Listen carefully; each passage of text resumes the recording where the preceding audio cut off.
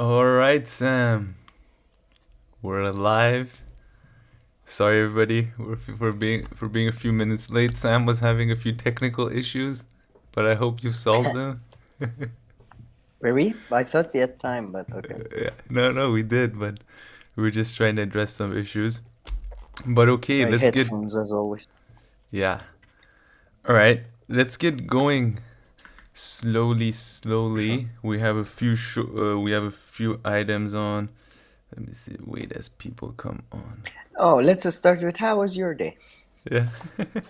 My Yeah. day was pretty decent. How was Typical of yours? good morning shows in what is sold to us as news these days. So, how do you feel today?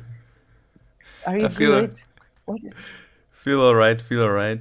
But okay, let me say a little bit what Oh, we free have. Sam. Yeah, Free Sam is already No, here. no one's gonna do that. So, yeah, it's a useless hash. It's never gonna catch. Thank you, though. But yeah, so quickly under a post yesterday, I asked if anybody has any suggestions, and a few people, and sorry, one person suggested the New Jersey elections and strikes. So got one or two small stories there, but I don't really know much about it, to be honest. Then we're gonna discuss some other news stories regarding G20, what's going on there, and then we also have a Middle East brief that concerns Lebanon and Saudi Arabia. Then after all that, we're gonna move on to the Joe Rogan and paternity leave whole comment, and now Kyle Kulinski has also weighed in on it as well as Crystal Ball, so we'll include that.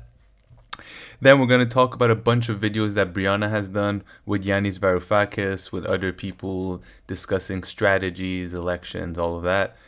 Then Glenn Greenwald put out a recent video on Rumble. He did a Q&A, and we have a little few segments there, especially Sam wants to make some comments. And then, as everybody knows, Noam Chomsky has made a few controversial, not one or two slightly controversial comments, and other people have commented about it. So we're gonna comment about the comments, and then yeah, wrap It's up with a more few comments on progressive the tweets. comments. Okay, and then yeah, and then wrap up with a few progressive tweets. But Sam, a few people are asking us where our costumes are. Do you know what? Where the cost? What's what is? No, I I don't knew know. you would. Okay, Sam, that's how out of it Sam is. Oh, People, it's god damn it. Halloween. It was Yeah, Halloween Halloween. yesterday. Yes, I am Yeah. very. It wasn't a good time for me, to be honest. I hate Halloween. I hate any. Yeah, I hate any celebration these days. So just No, yeah. I mean Halloween kind of really pisses me off. So yesterday I did have to do something small, and No, I my love it. wife and others I, were dressed, but I wasn't. I was pretty I much see. wearing I the see. same Yeah. thing. What, you liked it back in the day or something? No, I still like it. It's Oh, just I'm never invited to anything. But yeah, I like dressing up. I dressed in drag in university. I like that. okay. Yeah, no, I don't think I've ever put on a costume. Seriously. I mean, when I was No, a I kid, I went like trick or if treating once or twice, but yeah, that's about it. I didn't have this sort of internalized shame, I would be one of those LARPy people, that they play fight uh, like they do RP, like the Dungeon and Dragons and stuff. Okay. You know that they Yeah. do that in real life. That's Oh, like my dream lifestyle. Like, it's just they play like those games. no You mean? Yeah. danger. They No, like but they wear the reenacted in real armor. life. Yeah, and they wear Yes, costumes. Yeah. yes, reenactment. Yeah. I mean, I hate the Confederacy and everything it stands for, but they do that reenactments. I would love to just one time. You Yeah. dress up as a soldier. No, I know there's some. Yeah, reenactment. I've seen those in Curb Your Enthusiasm. There's this guy who does it, and he's really annoying. And then, but yeah, Does what? he does reenactments about like Civil War and all those, and he Oh, yeah. participates in those, and he like talks so Oh, much. yeah, yeah, yeah. Oh, no doubt we are very annoying. And I would say somebody mentioned trick or treating. That just reminded me. It's so sad. In Iran, we had this tradition of qashaq zani, spoon hitting, Okay. which would happen at a similar time as Halloween, that kids would put sheets over their head and pretend they're ghosts, and they would go with the pots and they hit it. So you put candy, or not candy, usually nuts. because it's Iran, so you put nuts and dried fruit. So yeah, it's a shame that's gone. I like that. Yeah. I see. But okay, should we should we start? Closeted LARP. Yeah, I am. Well, not so much closeted anymore, but not practicing.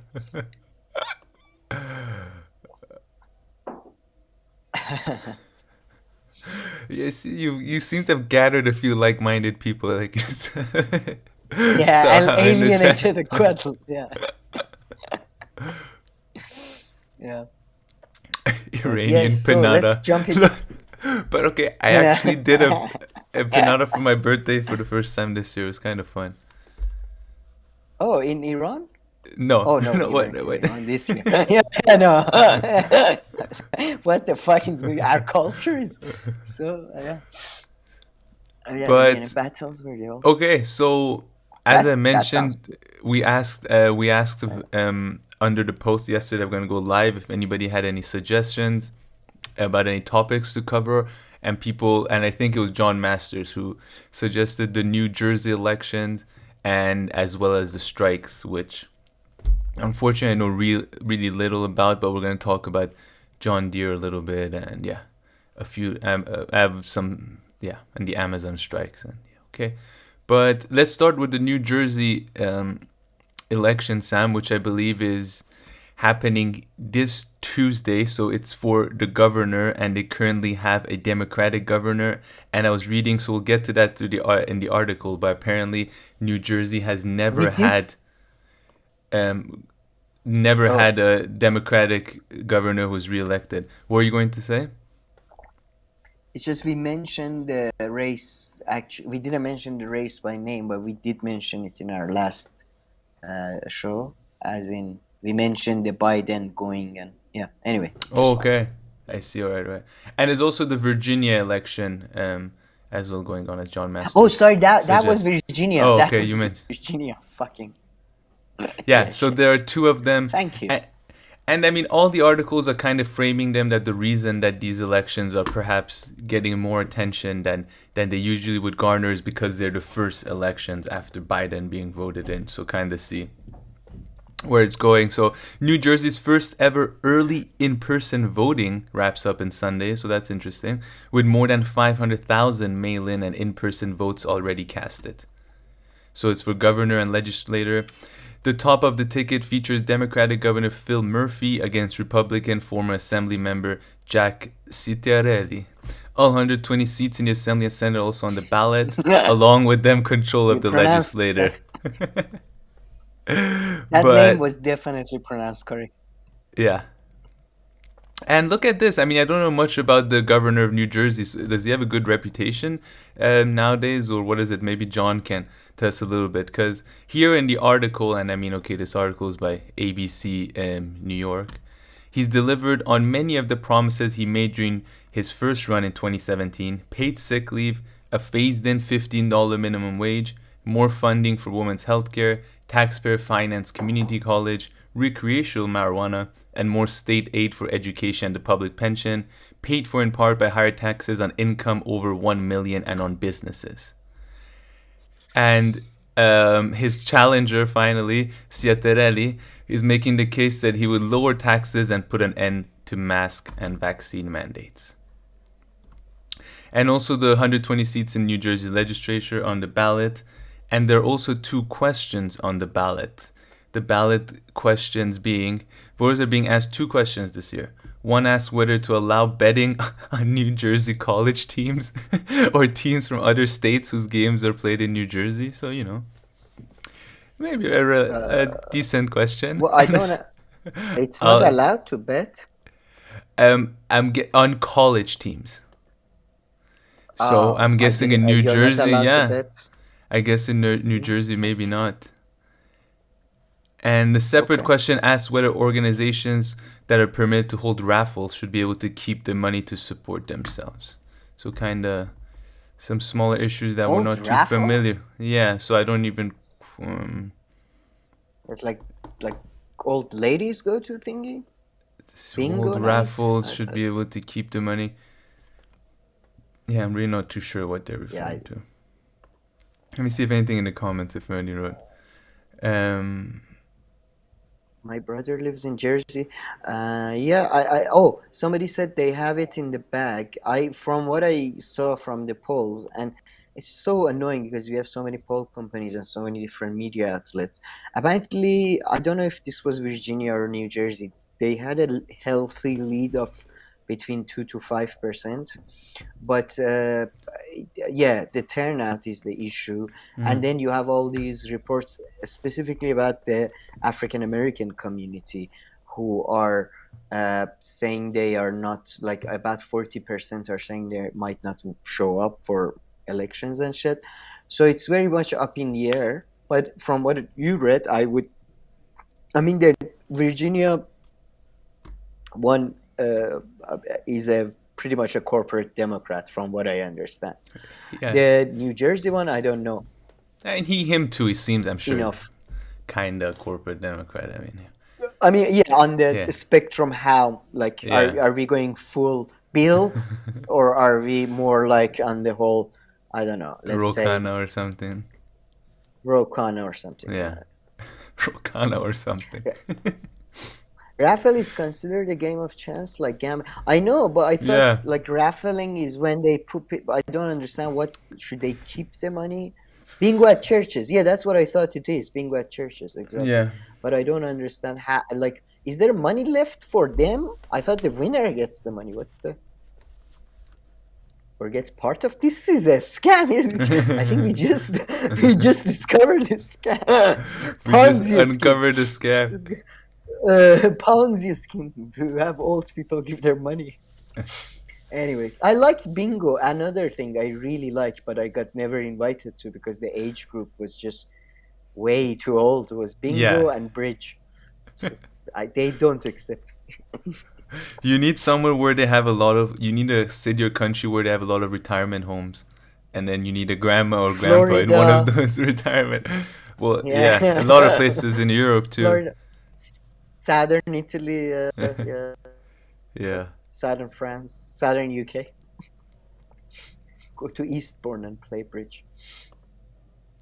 All yeah, right, John. but My I wanted califf to is make a more point. moderate. Yeah, It's more yeah. moderate. Go He's ahead. for paid sick leave. That's yeah. I mean, yeah. You mentioned he. Yeah. What were you gonna say? Uh, no, I just wanted to make a couple of points about the strikes in general, which I thought are might be interesting. Yeah, for sure. Should I just let me just I just have one article for you here. Oh, So this sorry. is Go from ahead. Yeah, I yesterday, thought you were very finished. quickly. No, very quickly. Yeah, John Deere and union reached tentative agreement, but strike continues for now. Farm equipment manufacturer Deere and Co. reached a tentative labor agreement Saturday with the United Auto Workers Union, but a UAW strike that began on October 14 will continue, and details of the proposed contract will not be released while workers study the terms of the agreement in advance of a vote. The pact would cover more than 10,000 production and maintenance workers at 12 Deere sites in Iowa, Illinois, and Kansas. And then I also have apparently that it's official. Staten Island Amazon workers have turned in signatures to the NLRB to file for a union. Amazon will use every union busting tactic in the book to stop the efforts, but the Striketober mood is ripe for the US's first ever Amazon union. So apparently it's the first Amazon union. And yeah, they kind of named all the strikes going on and everything as Striketober, but I mean, we're the 31st now, so it's coming to an end. But yeah, we didn't cover the strikes too much, and there are all kinds of different strikes going on. And Brianna actually just released a video that I've only watched the beginning with a taxi driver or someone who talks about this ongoing strike with taxi drivers in New York. So different little stories going on here and there, which I'm not too familiar with, Sam, but I think you are a bit more familiar, especially with the John Deere one, if I'm not mistaken, no? To a lesser extent, I've been following the strikes in general, listening to podcasts, reading a couple of articles. I haven't really. Excuse me. I have to just pause for a second. Yeah, you got delivery? Okay, all right. Sorry about that, guys. So while Sam just gets ready for anybody who joined late, I'll just tell you a little bit more about the rundown. So we're doing these small news stories right now. Are you I back? really It's all teased that good? thing. No, no, no. I Oh, have to yeah. go downstairs to get something, and I'll be right back. Okay. Somebody's come to free me. I think. Take care. But yeah, so after talking about the strikes, which we're going to now, the G20s are going on, and Sam also has some news about the Middle East, namely Saudi Arabia and Lebanon. Then we're going to move on to perhaps some more fun stuff and talk about the Joe Rogan and the whole paternity leave. Has everybody in the comments, have you guys been watching the Joe Rogan stuff and the paternity leave, and did you see Kyle's comments, and what are your kind of thoughts there? Do you find it a fun subject or not? Let us know. We're gonna get to that. Then Brianna has done a bunch of interviews, interesting ones, which we'll get to. Glenn Greenwald did a Q&A, which we're also going to discuss, and finally Chomsky's comments. And yeah, if you haven't subscribed to our channel, please do. So let me see what's Caramoth here. John Deere is an interesting one. Farmers and agricultural workers and vendors can hold a lot of power over JD if they get mad enough. And JD being Justice Democrats, or Joe Rogan is wrong. Yup, yup. He's wrong. Although I don't I mean, we shouldn't. Yeah. Although we should just remember that he's just a normal guy, and normal people have a lot of comments and point of views where they're wrong. So that's kind of my take, but we'll talk about it a bit more. Oh, I just heard Sam's door. Sam is being sucked into sick version of Battle Royale. When next we see him, his eyes will be much more haunted, surely. Yeah, probably. I wouldn't be Hello. surprised.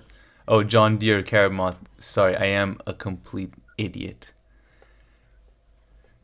Welcome back, Sam. Complete. Sorry. Bradley, thank you. I was like, what's JD, Justice Democrats, and like John Deere? No, I'm really stupid. I'm glad you're back. I'm really out of the loop with this whole John Deere and the strike stories. Sam is being sucked into a sick version of Battle Royale. Sadly, I think we have all been in this Battle Royale since we were born. But Cheers, by the way, John. So we'll great movie. get. You need Sorry, to Sam. watch this.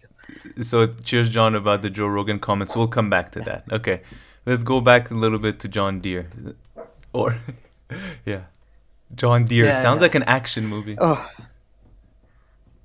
I know it's got a cool name. No, I don't. This is not, as always. Let me give the disclaimer that this is not a matter I did a proper research on or have done in the past. But from what I heard and what I read, it was fascinating. There were a couple of journalists and reporters that were on the scenes with the people who are actually striking and stuff. And it seems there are a couple of structural factors and actions taken at the individual level and local level are coming together that could potentially. I'm a very pessimistic person, so to speak, but I don't know. It just gave me a bit of a hope in that, for example, they were saying that, first of all, the system has gone too far. I don't know if you followed that, but John Deere, they tried to, I believe a week ago, they tried to cut off the health benefits for the striking workers. Wow. And I mean, during coronavirus and following coronavirus, I think the and that just publicity wise, it was like, and then they had to reverse it back and all that. And one reporter was saying increasingly people are seeing that the big businesses do not, like, there was a deal, like a social contract in post World War II, right? That if we work hard enough, we get good pay, or if we work like goddamn machines, really, at least we get that level of comfort that is, shown in movies. I have a house, I have family, I have television, and I don't have to worry all the time. But that's been broken down for the last 30 years, but it's reached a tipping point, and a lot of people are just, they don't want to No, I'm not doing. I'm not like one reporter. I think it was on Breaking Point was saying people had a bit of a time off during COVID, and they were like, "What the fuck am I doing with my life? Hmm. Why am I spending like 12 hours toiling away for something? I could go read books and maybe eat out less often." But don't suffer the indignity of many of these works. So I think we are having that cultural, let's say, shift. And businesses are, they are also at the same time become far more, I would say, arrogant and bellicose in their treatment of the workers. So you have those things. At the same time, you have apparently the highest rate of the highest rate of people starting their own businesses right now Mm. in the US. I think it's on a 30-year high or something. So it's just it feels like, and this is could end up very bad, but it seems the fracturing of our political system globally and nationally and locally is continuing. But from what the reporters were saying and stuff, I hope it leads to a better, like, if there are all these, I wouldn't mind all, like, kind of in a very small pathetic version of it is what we are doing here, right? Like, just like people starting their own workshops, whether it's for carpentry or for data uh, uh, code writing, whatever it is. So I don't know, it could be a good thing, but at the same time I'm very pessimistic. I doubt it, but I hope the bellicoseness of these companies and their complete disregard just will lead to something. I don't know, but I can't believe in the US there is no, there, I mean, everybody talks about organization and organization. Oh, grassroots, forget about grassroots. Why isn't there a federal organization that is coordinating all these stuff, that maybe has a fund, that can, okay, now you guys go on a strike and we have these guys also go on a strike to back Well, I you mean, up, that's what and then we unions kind of do, fucking, no? not really, if they're That's what there's. coordinated and if they're, Yeah.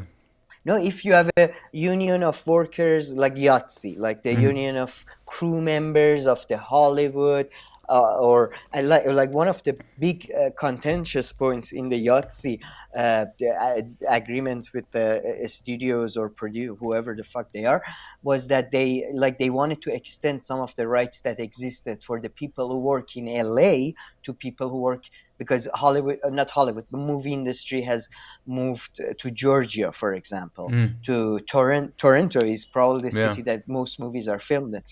Georgia is the most, I think nowadays it has most sets or something. Ireland, even, like, another countries. So I don't know. It's weird to me. There is no federal. Like like you left unions, workers, whatever. They need to have a more Yeah. I national, mean, global, whatever. I don't find it weird that there isn't one, and I mean, there are attempts for these things, but Really? Oh, I sorry. mean, if there were going to be one, it would have been organized and built. I'm assuming in the Western world and the U.S. sometime post World War II. So I mean, in the current context and stuff, and It the was post war post World War II, actually, because of the. By the way, somebody wrote. I just wanted to. yeah, Taft-Hartley Act makes solidarity strike illegal. I didn't know that. So wow, that's very interesting. And Taft was a piece of shit, so it makes sense. Um, uh, if it's the same Taft that I'm thinking about. Anyway, but what was I? Yeah, after World War II, because of the war economy, we had all the workers come out. I mean, it's famous. Churchill lost the election after winning the World War. I mean, Clement Attlee was as surprised as anybody. And in the US, you had the same. You had major strikes, crazy strikes, not like these days. And one thing that gave me hope was this lady, the reporter on Breaking Point, was saying that we could see in the next 2 to 5 years, maybe like about 40 million people out of jobs, like out of jobs, not just, not doing really. gig stuff even. And that could be an impetus Why for, was she saying that? you know, That's she was saying the at the rate of the at the rate that people are leaving their jobs, both voluntary and due to outsourcing, automation, and all that. Okay, interesting. I see. Because I mean, there seems to be like, yeah. I mean, the I issues with didn't know like, it's against the law. Sorry. yeah. So what are they saying against the law to pretty much to in solidarity to strike in solidarity? I, it's illegal in the Yeah. U.S. So you can't, if you're a, I suppose if you're a flight attendant union, you cannot strike in solidarity with, let's coal miners. Mm-hmm. I assume that's the conclusion. Which is, to Yeah. me, that's like, what the fuck? I don't understand this. There are rules about this. I found that out first time with Thatcher. But this is rules about, like, that should be like the main want from Democratic or any leftist party. What the fuck with, if you're striking, that means the whole system works down. Yeah, but What do you mean I rules? mean, I'm not surprised. I'm surprised you're surprised with these things. You know, like how unions are talked about and how badly they've gone after unions. I mean, the rates of unionization are Uh, so down over the past like I know, 20, but 30 that's, years. yeah, but that's what everybody talks about. They don't talk about this law. If they talked about this law, then I would be like, fuck that. Let's change this law and then focus on everything else. Increase, like, because if your organization has really no power except to, oh, it, because if you're a union of a very small sector, what kind of power you really have? So I don't know. I just, yeah, I never, Yeah, I could, yeah, that's why I was surprised. But you're I mean right. I that's why shouldn't have done. unionize. But even unions in one sector can do a heck of a lot. I mean, even in sports, you hear about it. Some sports Depends. don't have unions, but some sports like NBA and NFL, they have unions, and apparently they really have their players' backs. And one of the reasons why, for instance, in the NBA, the players apparently get a lot of the money from the TV rights as well. And so they're saying without unions, there's no way players could have negotiated such a thing. And in Of there's a course. big talk in like especially in the new sports like MMA and all these places, they're not unionized at all, and they pretty much they can't achieve anything because of that. It's interesting. I was talking to a friend who's into football. I'm not, but he was saying, a sports club are increasingly are unhappy with their international institutions, and pretty much they are thinking of forming their own unions, so to speak. And we don't want to pay FIFA for television rights and all. No, I think if you're in energy and you go on a strike, that's important. Or Mm. if you're in a Or labor-intensive industry, teachers. I you go mean, on in a strike. It's Canada, they do it a lot, and a lot of teachers go on strike, and then they have a lot of impact. I mean, I'm guessing to get like to increase their wages that's typically for good. things like that and And class situation and improving do they do it? the. Do they do it federally, or do they do it a state by state usually? I think I would province by province in Canada. I would imagine, yeah, that would be Okay, I pushing see. it. But yeah, in But and do you? Ontario, I knew there was a lot going on. Yeah, that would, don't push your luck, man. Yeah. But no, I just, yeah, it's interesting. So when, yeah, or I'm glad we did this live because, yeah, I'm gonna read about that law a lot more. I hope. But yeah, it gave me the idea that people are leaving jobs, because if you're leaving a job, fired, or uh, because you're in desperation. But if you're leaving a job out of a choice, even if your financial situation may be desperate, you are not in a desperate. You're not beaten down. You still have hope. Yeah, So I don't, and but I think I hope it leads to something. And I just one thing I think during the Corona, I mean, this is just like a feeling I got. I think you were talking about this during Corona period. I think some people it also became they kind of realized like if my job is paying me the absolute minimum and like pretty much going to work and coming back doesn't allow me to have any more money in my pockets, it's almost like an expense or a cost. Like why do it? No, Like uh, why would I? uh, Which makes complete sense to me. I mean, if your job is not bringing you more money, it is irrational in most cases, unless you're really early stages of your to career or something. I understand, but I mean, if you're going to your work and yeah, it's not covering your expenses and going and what you have to do with your kid, it's kind of irrational to go to work.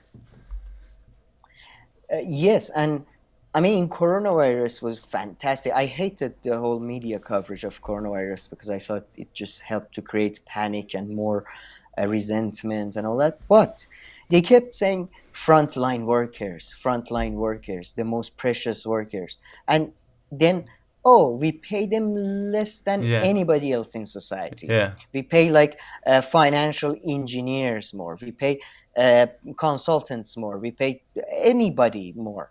But Everywhere. I mean, even in yeah, places like Europe and and stuff, even in places like Europe, when it comes to exactly, like healthcare workers, like nurses and all this, they are some of the lowest paying jobs, pretty much.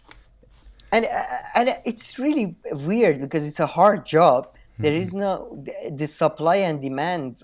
I mean, they fixed the supply and demand issue with unlimited migration, pretty much, in 90s. So it's yeah. I was talking to somebody recently who's very politically, let's say, reads a lot, conscious. It's really funny. Even he was disagreeing with me though that I never understood why street sweepers are paid less than like a teacher or a consultant. And a consultant job is far easier, just than a street sweeper or I mean, I understand how it a works out nurse. that I mean, a way. street sweeper. I say street sweeper because it has the least amount of skill. Let's forget about nurses and Yeah. But I mean, yeah. I never. Well, I anyway. mean, in society that I guess where you value it based on supply and demand and stuff, that's how a lot of it ends up this way, right? Yeah, yeah, exactly. It's supply and demand. That's I don't know what I'm talking. Yeah, anyway. But nice. Do you want to? Should we continue move forward with our news stories? Yeah, sure. I just wanted to highlight that we might see a. I mean, it's not yet, but we might see a post-World War II strike situation, especially if inflation keeps going up. It could happen. Yeah, I haven't thought of it that much that way, but yeah. Inflation is Yes, yeah. gonna most experts are saying for the next 10 years gonna be around 5%, which is unprecedented for America. So it could Yeah. be fascinating. Let's see. Let's see. We really have to get a few professors on inflation to come here and talk about, especially Mark Blythe. He's told us that in the new year he'll come. He'll give us an interview. So we shall see. Oh, really? We're teasing shit? Okay. Well, this is not. This is the I new year, and yeah. I'm blaming it on him. So, so it's a safe tease. He said, yeah. All right, okay. Yeah, I hope Yeah. we hope that happens. And But if he doesn't do it, it's because he doesn't care about workers. Jesus Christ. Doesn't care about No, I love all these people who talk about independent media as if it's like this baby. Why don't you foster independent media? Why don't you? Oh, Jesus. Yeah, True. yeah. But yeah, anyway, so All right, I let's like move that. You're on. always paid less than your work. That makes Yeah, sense. yeah.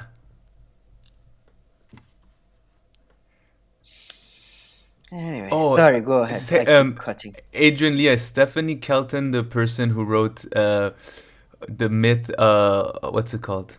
The book about the myth. The about the death myth, or what's it called? Oh my god. The myth of debt ceiling? Yeah, just oh, it's just Stephanie. The deficit myth. Yes, it's funny that you mentioned that because I actually read The her book, deficit. Yeah. The Deficit Myth. I read it this summer and it's amazing. So she's an economist and she worked for Bernie Sanders during the first administration, and she talks about how Oh, the debt as how we understand it is completely bullshit. And yeah, she talks about modern monetary theory. So I've contacted her twice actually, but nothing. And you have to do it through her website, and it's pretty serious. I mean, for speaker engagements, she gets paid, but then she also does interviews. But I think she's extremely busy. do you think they would accept like a bag of pistachios as payment? But yo, she's Go great, man. I've been traditional. wanting to get her book She's awesome. is amazing. But I haven't seen an interview of her anywhere really recently or anything like that. Like Brianna maybe might be able to get her or something. That would be awesome. since Or Katie since we're Halper through one of discussing her this, connections. oh yeah, we should try to become friends with Katie Halper, and then pretty much everybody like, Yeah. oh, Biden just walks into the house. Come here, Biden. What's up? I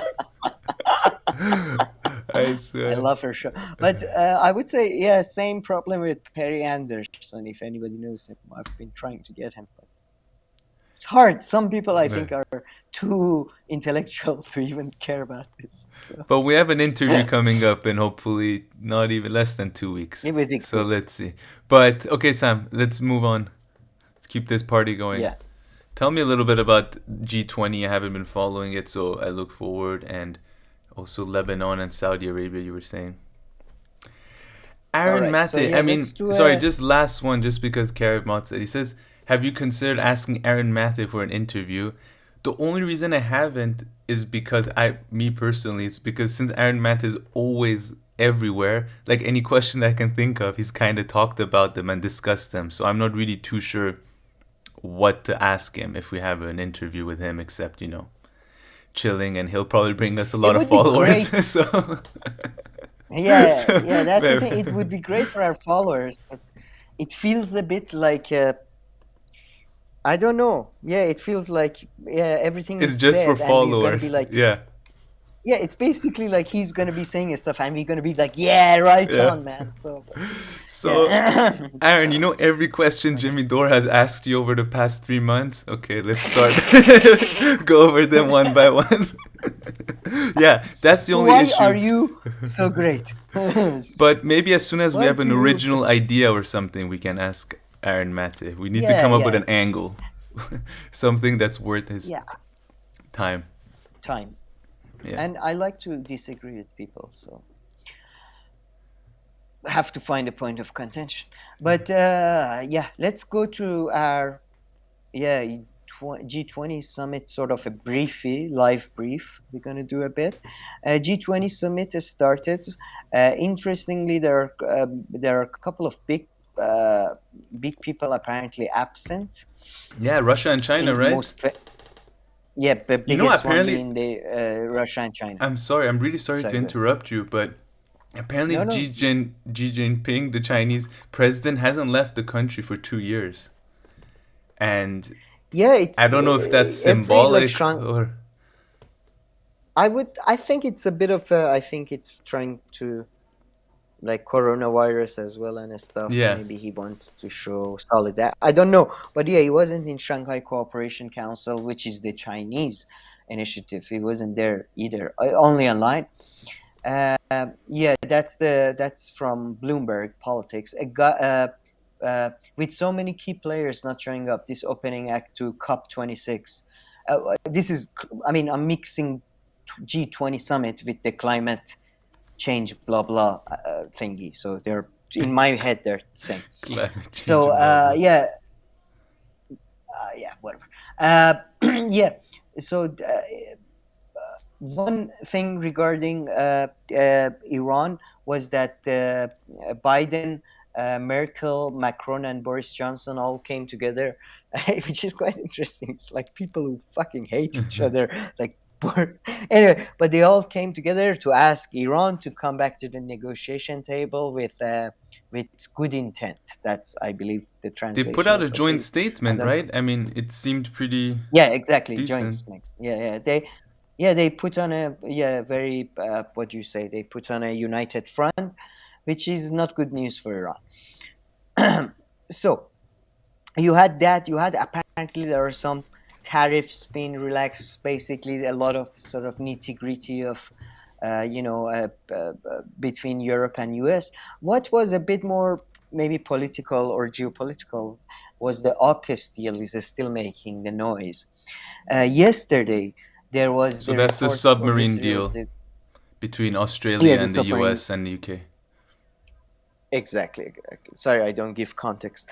Yesterday, I believe there were reports that the deal was that Biden had told Macron that he was sorry about how clumsily it was done, or something along those lines.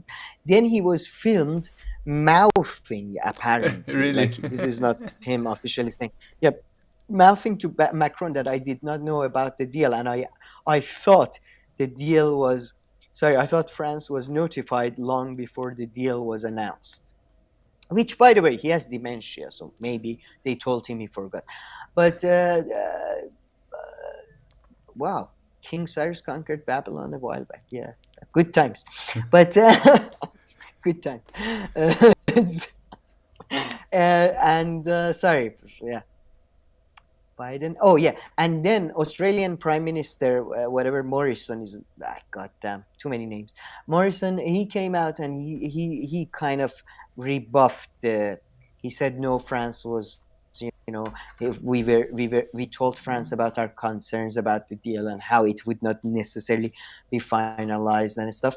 So the AUKUS deal is still making noise, but it's really U.S. trying to do damage control. I assume the reduction of tariffs on steel and stuff may also have to do with that. They're trying to, cozy up a bit to you. Europeans are really, I mean, they can't do shit, but they are very upset about this. So, you don't want them to, you want to, Gucci, Gucci, Gucci. Yeah. Don't be sad. It's okay. Have a candy. Yeah. So that seemed to be the but yeah, in terms of climate action, it's interesting. Boris Johnson, one conservative, he completely stole the whole green revolution idea from Jeremy Corbyn, and now he seems to be genuinely the only person pushing for it. Really? Everybody else is What's like, the Green Revolution? It's like a UK I plan? mean, it's bullshit.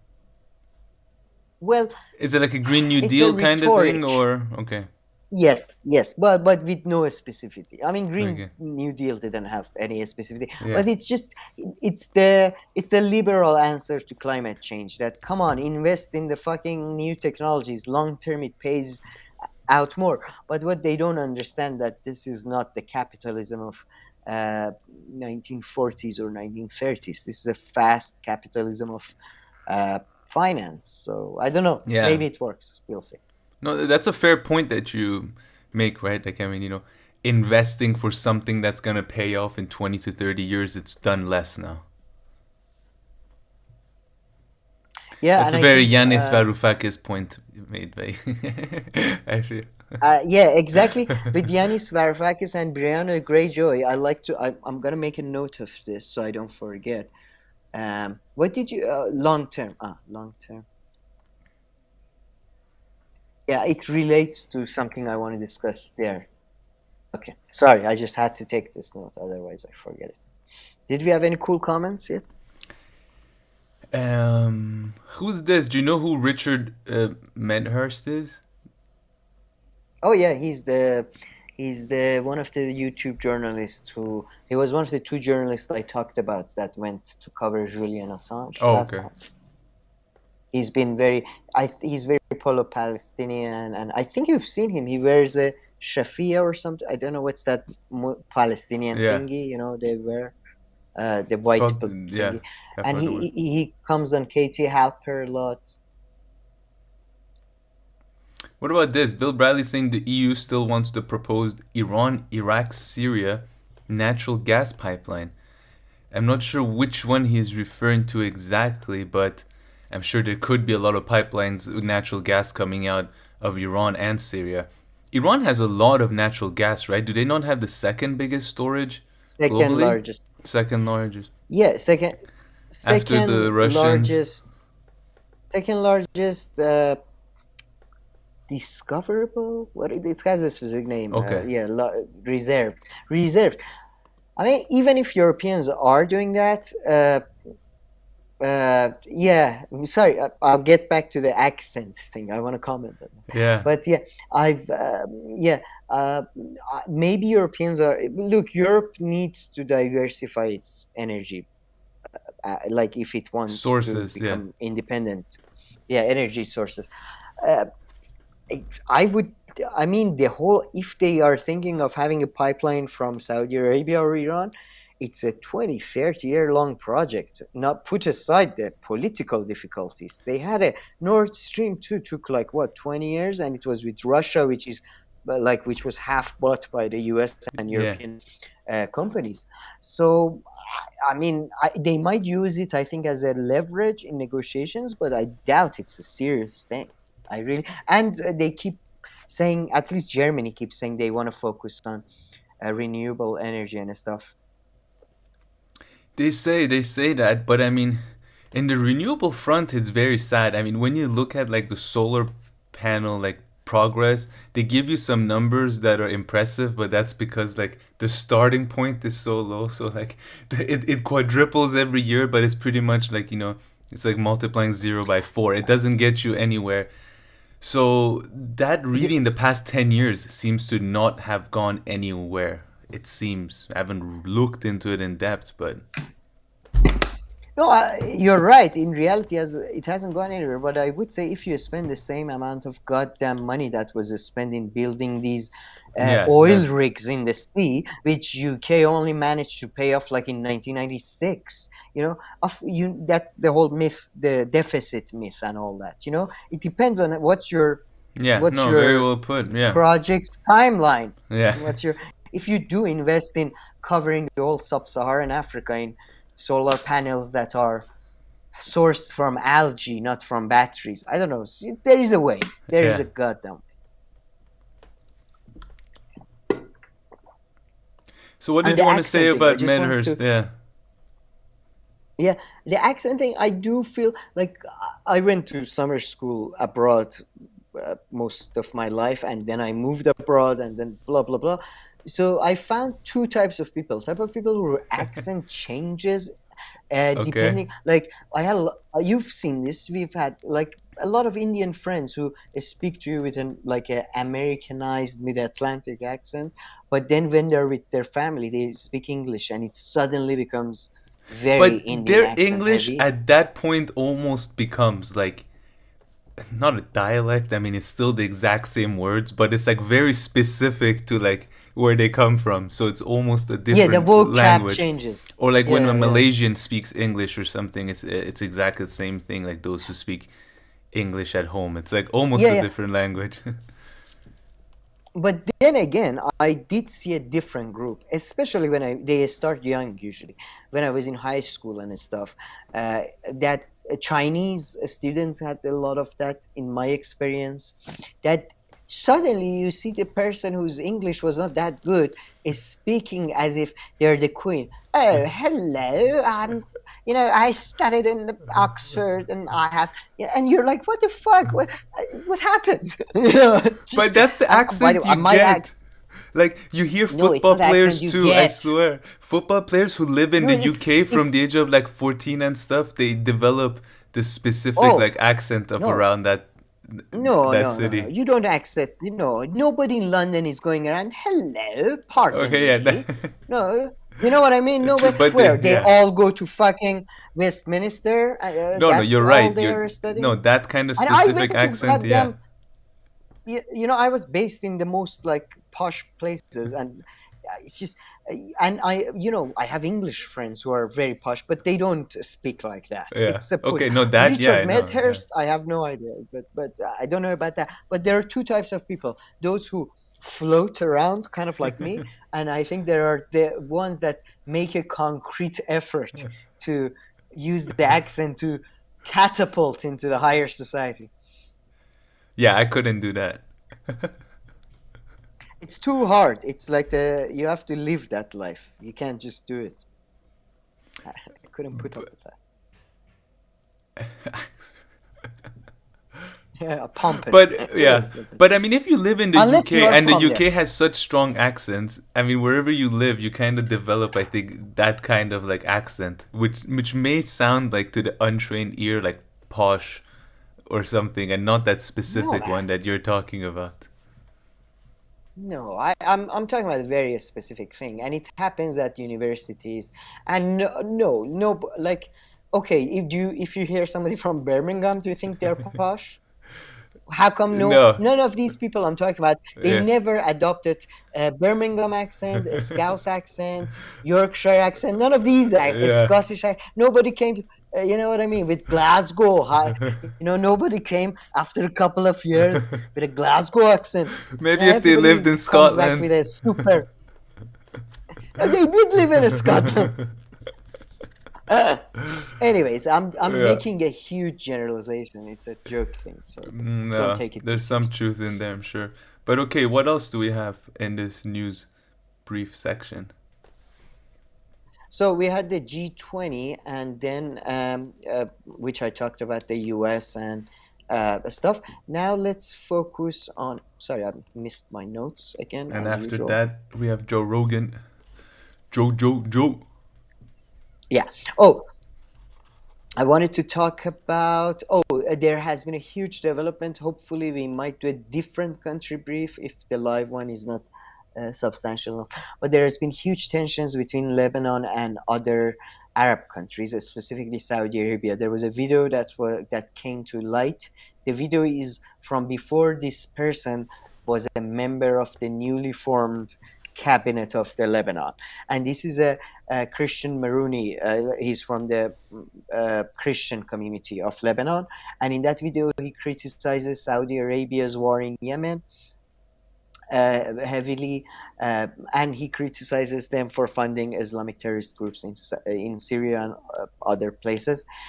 This video came to light. Saudi Arabia recalled their ambassador, and now today we had Kuwait, Bahrain, and UAE also recalling their ambassador. The prime minister Really? of yeah, yeah. The prime minister of Lebanon, who's pretty much he's more in the pocket of the Saudis. The Christians in Lebanon are probably the most independent in a way, if you want to Hmm. talk about it, because the Sunni representatives, like the prime minister, they're Saudi. completely in the pocket of Saudi Arabia. I I mean, mean, we saw what like happened a few years ago when that was the with most casual kidnapping of all time. Yeah, well, Hariri, come here. No, I mean, forget about the kidnapping. Yeah, yeah. Hariri's business, Dad, yeah. Hariri and his father, like they served Saudis. They were like their lawyers. They were their, like, Mm. they were their, uh, I don't know what you call them, but they were their, the people you do, enforcers. That's what they were. Anyway, but now you have the Shia and Hezbollah who are in the pocket of Iran. So it's been balanced. But Hezbollah came out in a big support for the guy, for the Christian guy, saying that he was very brave to say those words. By the way, let me just give you some names, although I don't think the guy who made the comment was George Qardahi. George is a common name among Christians in Middle East. George Qardahi, the minister for public relations of the cabinet. I don't know how to translate that. Anyway, and the Hezbollah is supporting him. The prime minister came out and said that my political and religious shrine is in Arabia, is in Saudi Arabia. So he equated Kaaba, the most holy place of Muslims, with his political beliefs that is towards Saudi. So and apparently France and US are the reports are that they're trying to hold the cabinet together, because if Qaddafi resigns the best option for the prime minister right now is for him to resign and replace him with another Christian guy, right? That is also nice to Hezbollah, because you don't want to alienate Hezbollah too much. But it seems very hard right now. In my again, it's just Lebanon. We've covered it so much. It's a failed state. It should be at this point. I think they really should change this idiotic political system of patronage based on your ethnic group. If you're Sunni, you're prime minister. If you're Shia, you're a speaker. If you're a Christian, what the fuck are you doing? Yeah, And yeah, it's just, I mean, I don't know what you have to do to be considered a failure as a system. Anyways, yeah. but yeah, yeah, the situation is escalated. Again, the usual players have taken the Saudi side. US and EU are uh, showing their usual ineffectiveness in uh, anything really. And we'll see. And Hezbollah is trying to obviously capitalize on the thing. That's where things stand. Oh yeah, I hadn't seen this story, but I actually have some tweets from Rania Malik for you towards the end, and she's talking about Lebanon. So I know you haven't seen them in advance, but you'll see and All right, see if how they interesting. go with the with what how you've seen this. But yeah, so all these news stories came out what on Sunday or Saturday? Two All days this ago, happened first when time I heard Friday, about it. Saturday. Okay. Yeah, something like that. And I like to. Yeah, I'm done with this. Do you have any questions or? No, no, no, not about this. But yeah, very interesting development to keep an eye on. But and yeah, Lebanon being like a failed state. I mean, it is. Yeah, I mean it's sad to say it in that way. And yeah, I can see how their system might have I know, appeared to be a good and I'm idea, being sorry. like, okay, everybody gets to have a little bit in governance and stuff. But yeah, Yeah, I mean, that good idea that you're talking about has never worked in yeah. reality. And I would say Lebanon. I'm sorry if any Lebanese people are listening that have nationalistic ideas, but Lebanon, sadly, is a post-colonial state solely created to deprive Syria from Mm. Mediterranean Sea in a substantial manner. Like that's what it is. So they were Like one the name country Lebanon before, comes from the right? mountains. Yeah, Syria Libya, and yeah, Levant. Jordan, Syria, the whole Levant. Levant Yeah, of was one. course. I Yeah, mean, the Ottoman times, the whole thing yeah. was, yeah. But yeah, so this, like, this idea that, oh, people of Lebanon, we have to get rid of people of Lebanon and just combine them with the people of Jordan and Syria Well, and you don't get rid form of a them. proper nation. They stay there, just a No, better I mean the nation, dude. Yeah. identity. Get rid of the identity, I meant. Not, of course. Not. I mean, I'm sorry for, yeah. But But I yeah, mean, are there you need to distinction have in a those proper system. idea? Yeah.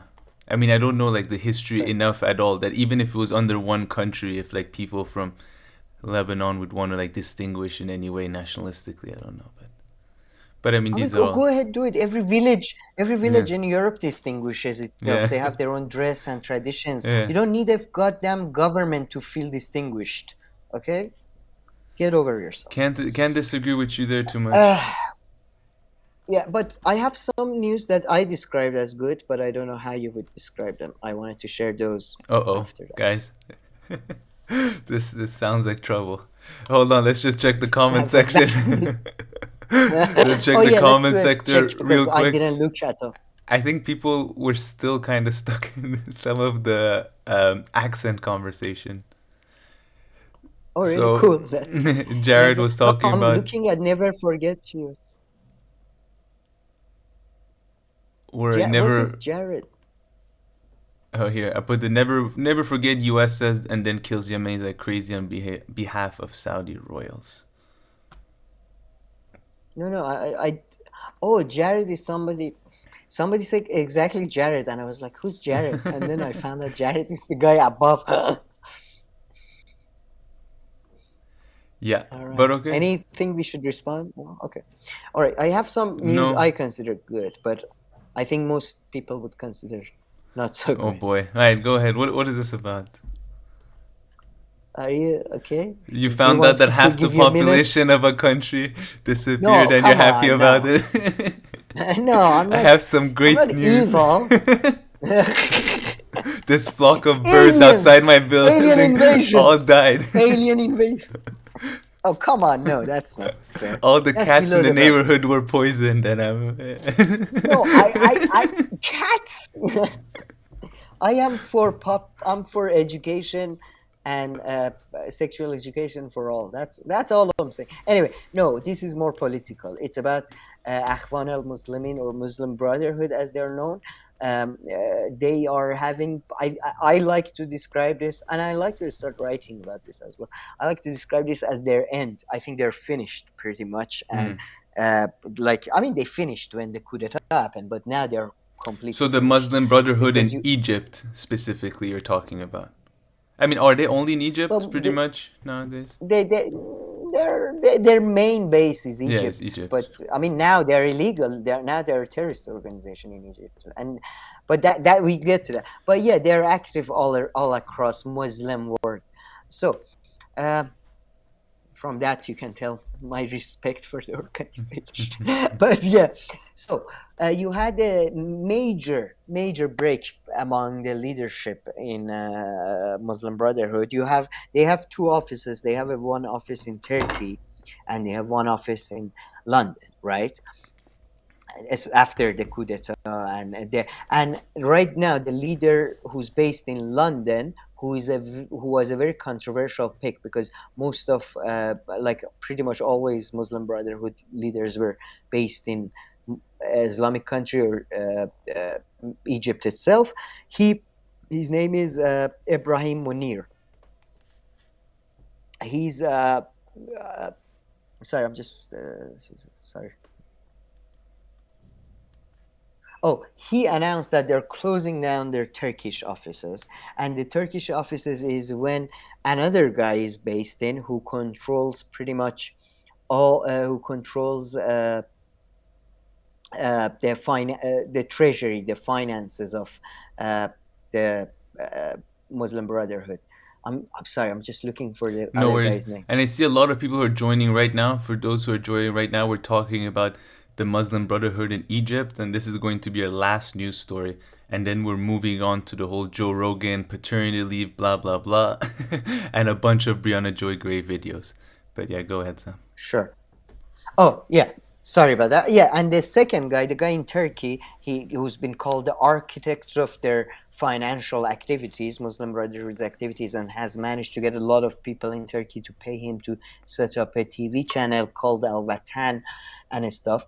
Now there seems so the guy who's the what do they call it, temporary interim leader of Muslim Brotherhood in London, closed down the office in Turkey, or at least ordered it closed. And the Mohammed Hussein guy is basically, they are obviously not on board, and it's fascinating because right now you have there are two channels affiliated with Muslim Brotherhood in Turkey. One is Al Watan, who's this Mohammed Hussein guy, and they are pushing his narrative. Then you have another channel based in Istanbul. They are pushing Ibrahim Munir's narrative. The website is controlled by Muhammad Hussein, again pushing his narrative. Facebook page controlled by Ibrahim Munir, pushing his narrative. And these are So Muslim Brotherhood guys, both of them. So this all Muslim Brotherhood. yeah. All of this is in Muslim Brotherhood, right? And it's awesome. And the reason why this is their end, the specific reason why I think is their end is because Mr. Munir came on 2016. Mr. Munir told Al Jazeera, Muslim Brotherhood has not ended and will never end. The issue is how we deal with the repressive regime, and there are different things. But I think they're ended. I think Mhm. uh, just like with Jamal Abdul Nasser death, and then Sadat's assassination, and then Hafiz Assad's failure, Arab nationalism slowly fizzled out into nothing. I think this is the end of sort of this Akhwan al-Muslimin type sort of. I think they are coming up. This is the end of religious, nationalistic, religious sort of mixture, resistance, anti-colonial movement, and thank God for it. In my view, Mhm. that's why I said it's good news, because I think Akhwan al-Muslimin has been one of the worst or worst forces in Middle East overall. I find them to The be one of worst the forces. I more mean, reactionary. okay. Yeah. One of them, I mean, one among of the them. I'm non-terrorist not. ones, you would say, right? I mean, They are terrorists. What do you mean? not to the extent of other terrorist groups, Oh, okay. I'm perhaps. not talking Yeah, about ISIS. yeah. Yeah, yeah. No, I meant, but ISIS and Taliban are much more Oh, I mean, I wouldn't put transient. those two into the same category either. But yeah, no, No, Muslim, and yeah, yeah, Muslim Brotherhood, Sayyid Quds writing, they provided a whole ideological basis for not just Muslim Brotherhood, for a number of organizations across Muslim world and across Arab world. A lot of people even say Khomeini's revolution in Iran was inspired by his writing. So, yeah, I just, yeah, I don't think they. And by the way, he was Sayyid Qutb was tortured by the British, and his writing is very much influenced by that. And yeah, ideology born out of hate tends to tends to return to hate. yeah. So I don't oppose your celebration too much here. I think, and I think your assessment is right. I don't know if all these kind of organizations are coming to an end, but Muslim Brotherhood definitely does not seem like it's going from strength to strength.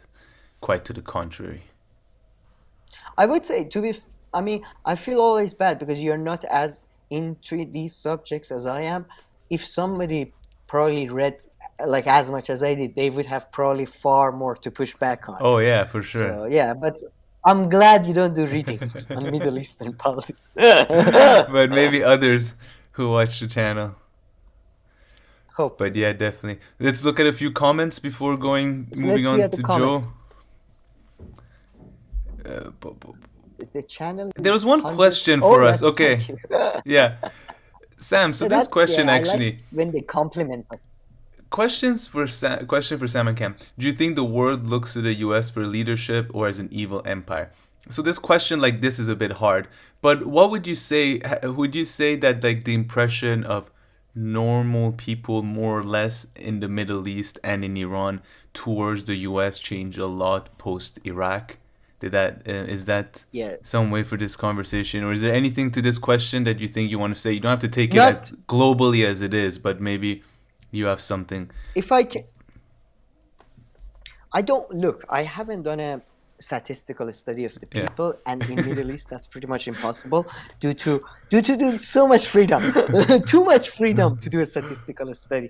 But I would say the lower first, Iran is a bit of a weird one specifically compared to the rest of the oppressed world or whatever, because Iran was never colonized, and Iran, like to this day, Iranians hate British and Russians more.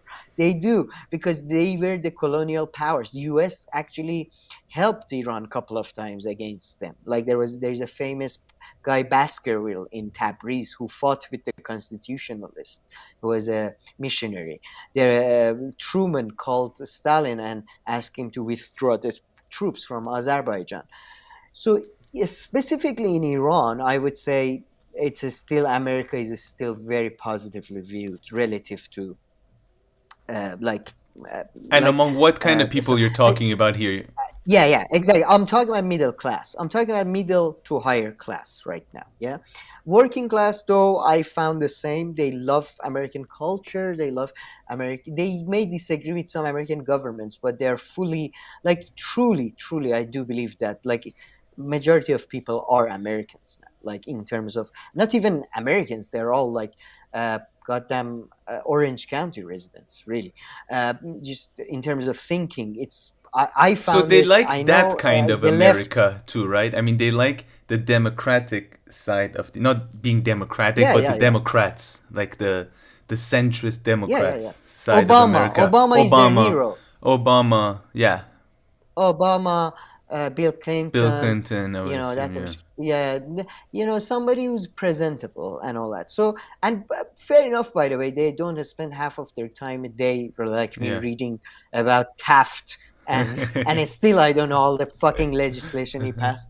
But so fair enough. But I would say Iran was super positive. Like Pakistani people and stuff, they were a bit more ambivalent, but Iran was super positive before Iraq War. After Iraq War, like it did change a lot.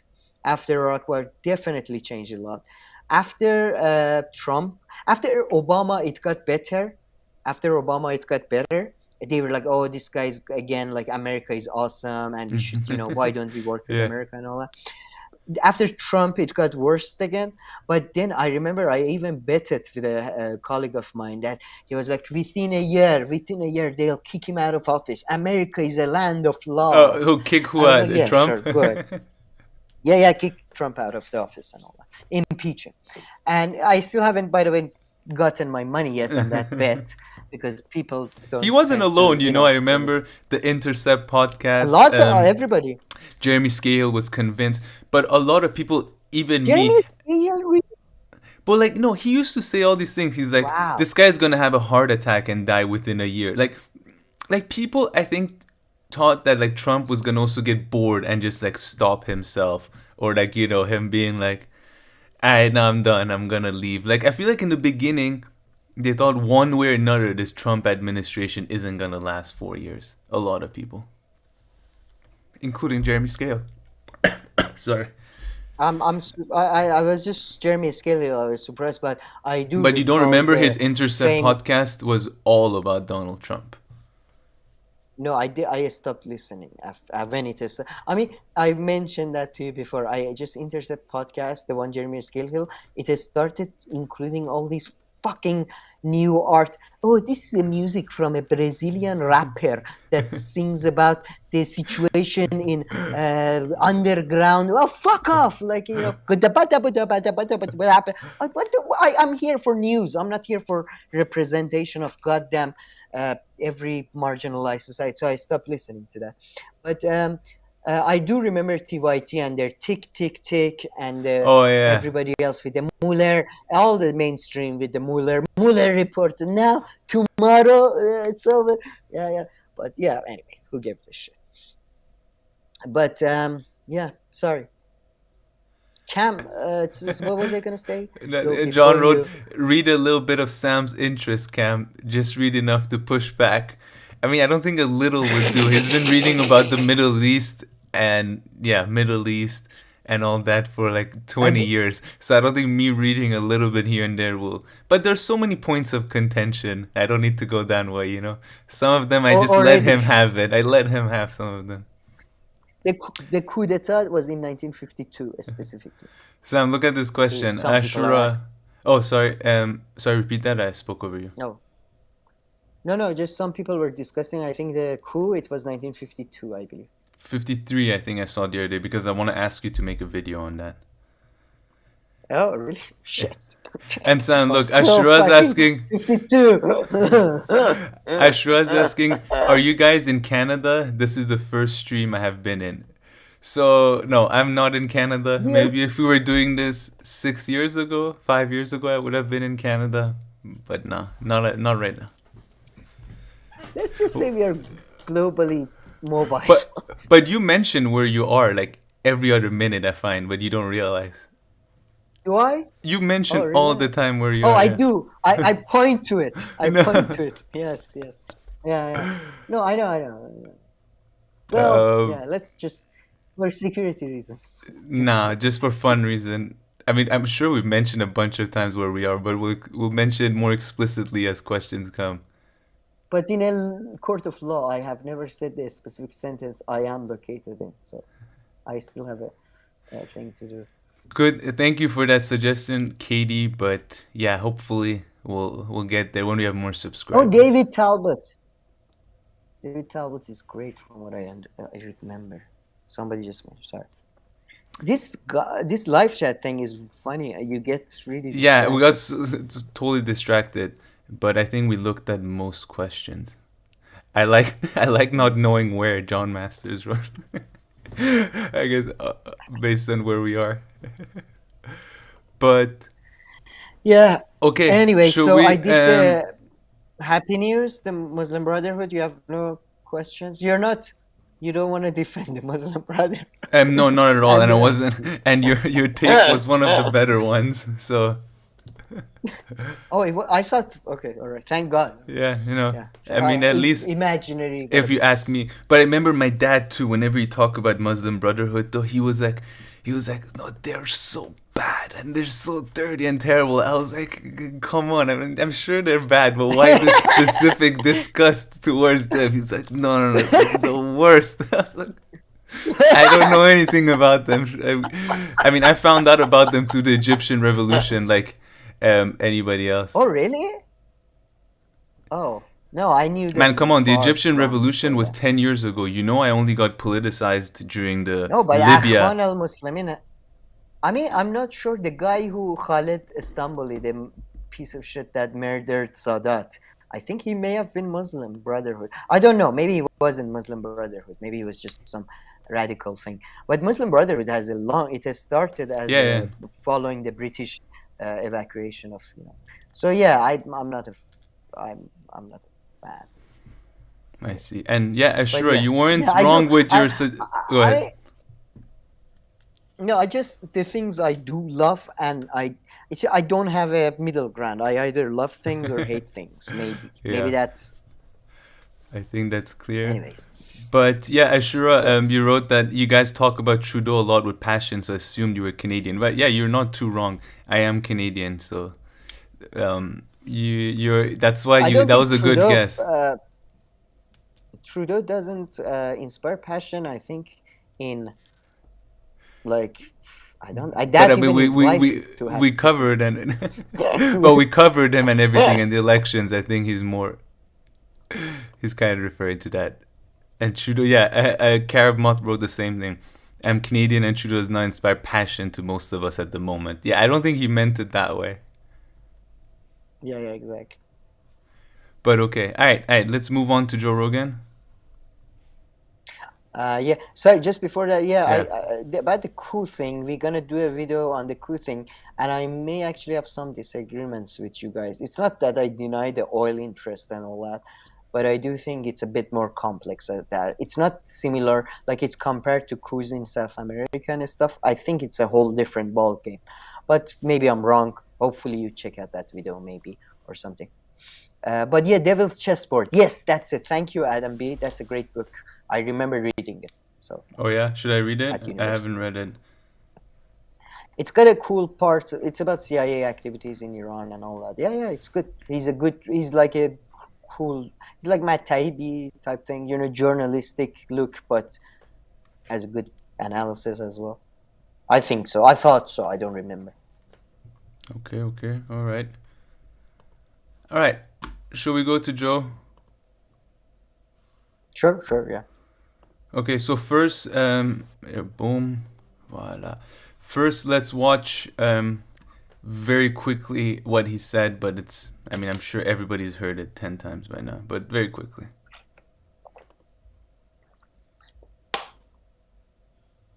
Here's what happens. I'm questioning who do you believe should pay for something like that? I don't know, but if I was an employer and I had a You guy are who an worked for me, I had a guy who worked for me who wanted to take 3 months off because his wife gave birth, I'd be like, what the fuck are you talking about, Mike? Even Mike, to support his did wife? You give birth? To support his wife, I pay him for free. Do you understand that this is kind of most people, when this happens, if they make enough money, the wife will not work and the father will work. Right.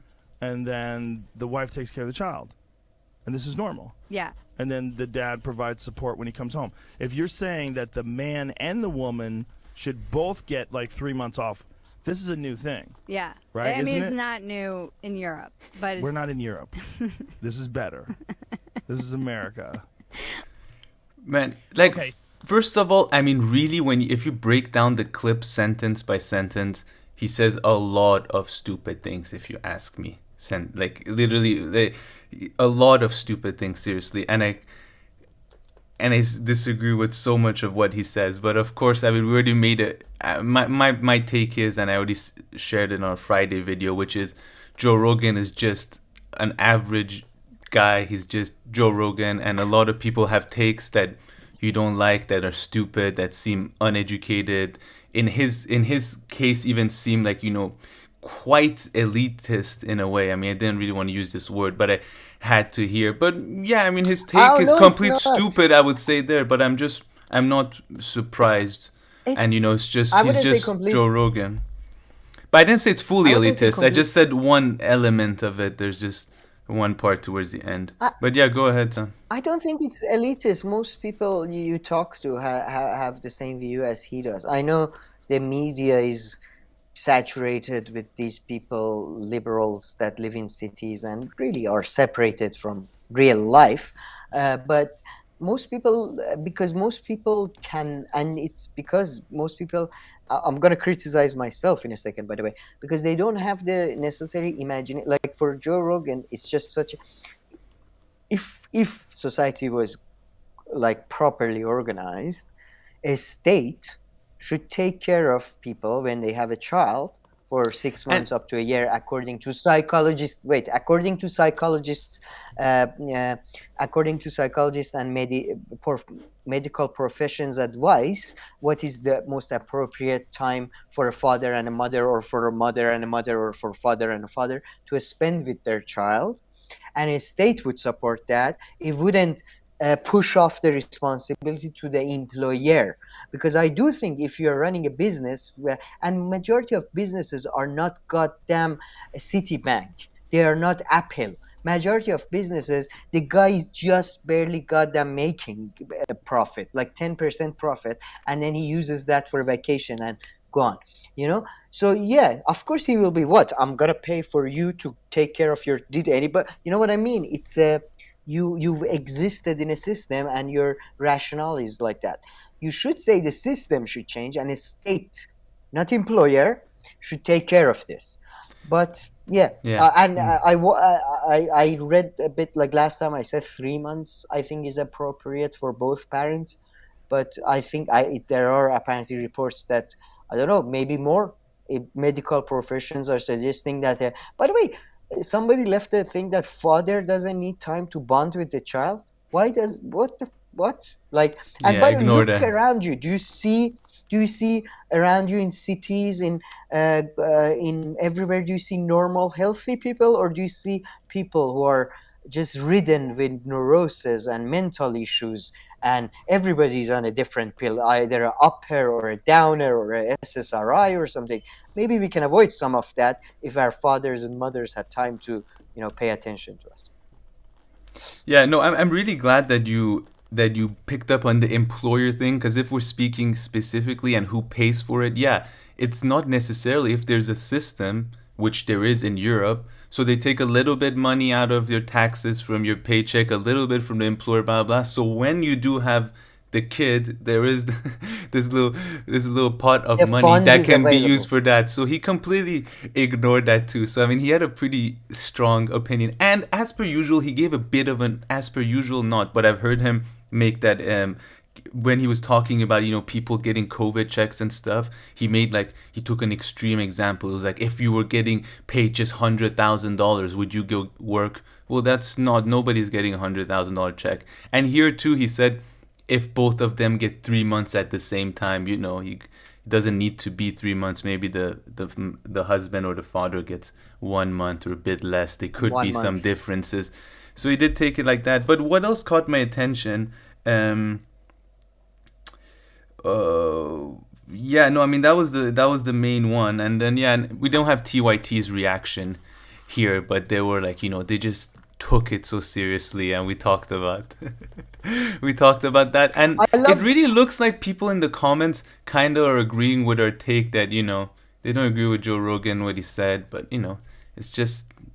he's just a guy. You're not going to agree with all of his points. And this will lead nicely to what Kyle was saying in the beginning of this video. So we'll go back to that after this. Oh, okay. But I just wanted to point out that we do that as well, sometimes because of the views, sometimes because of the thing. But people exactly. They apply a level of detection and examination to Joe Rogan's words that they don't apply to goddamn Noam Chomsky or Karl Marx. Yeah. Every sentence. Did you hear his tone there? This is a tone of a man, and the And we sentence do it is too. structured. You're right. God, get over it. Yeah, we do it. Maybe I hope we do it for fun. Yeah. Not so much for but they do it as if he's produced the academic paper that has shifted Exactly. That's my whole point. A scientific revolution is happening in the way people are thinking. Chill the fuck down. And TYT thing was just, I don't know. It was dripping with jealousy. Yeah. The whole thing. Yeah. I mean, Anna was a bit more in control, but it was ridiculous how jealous they are. So. Exactly. And I mean, he is an influential person because he's famous, but that doesn't mean that, he needs to have good takes on everything. These are his takes, and his podcast is really about nothing. It's about chit-chatting. Now, this guest, I don't know who she is, but she looked like really crap. So if it was a better guest, it would be a better conversation. But this was just someone who... Yeah, she seemed to not.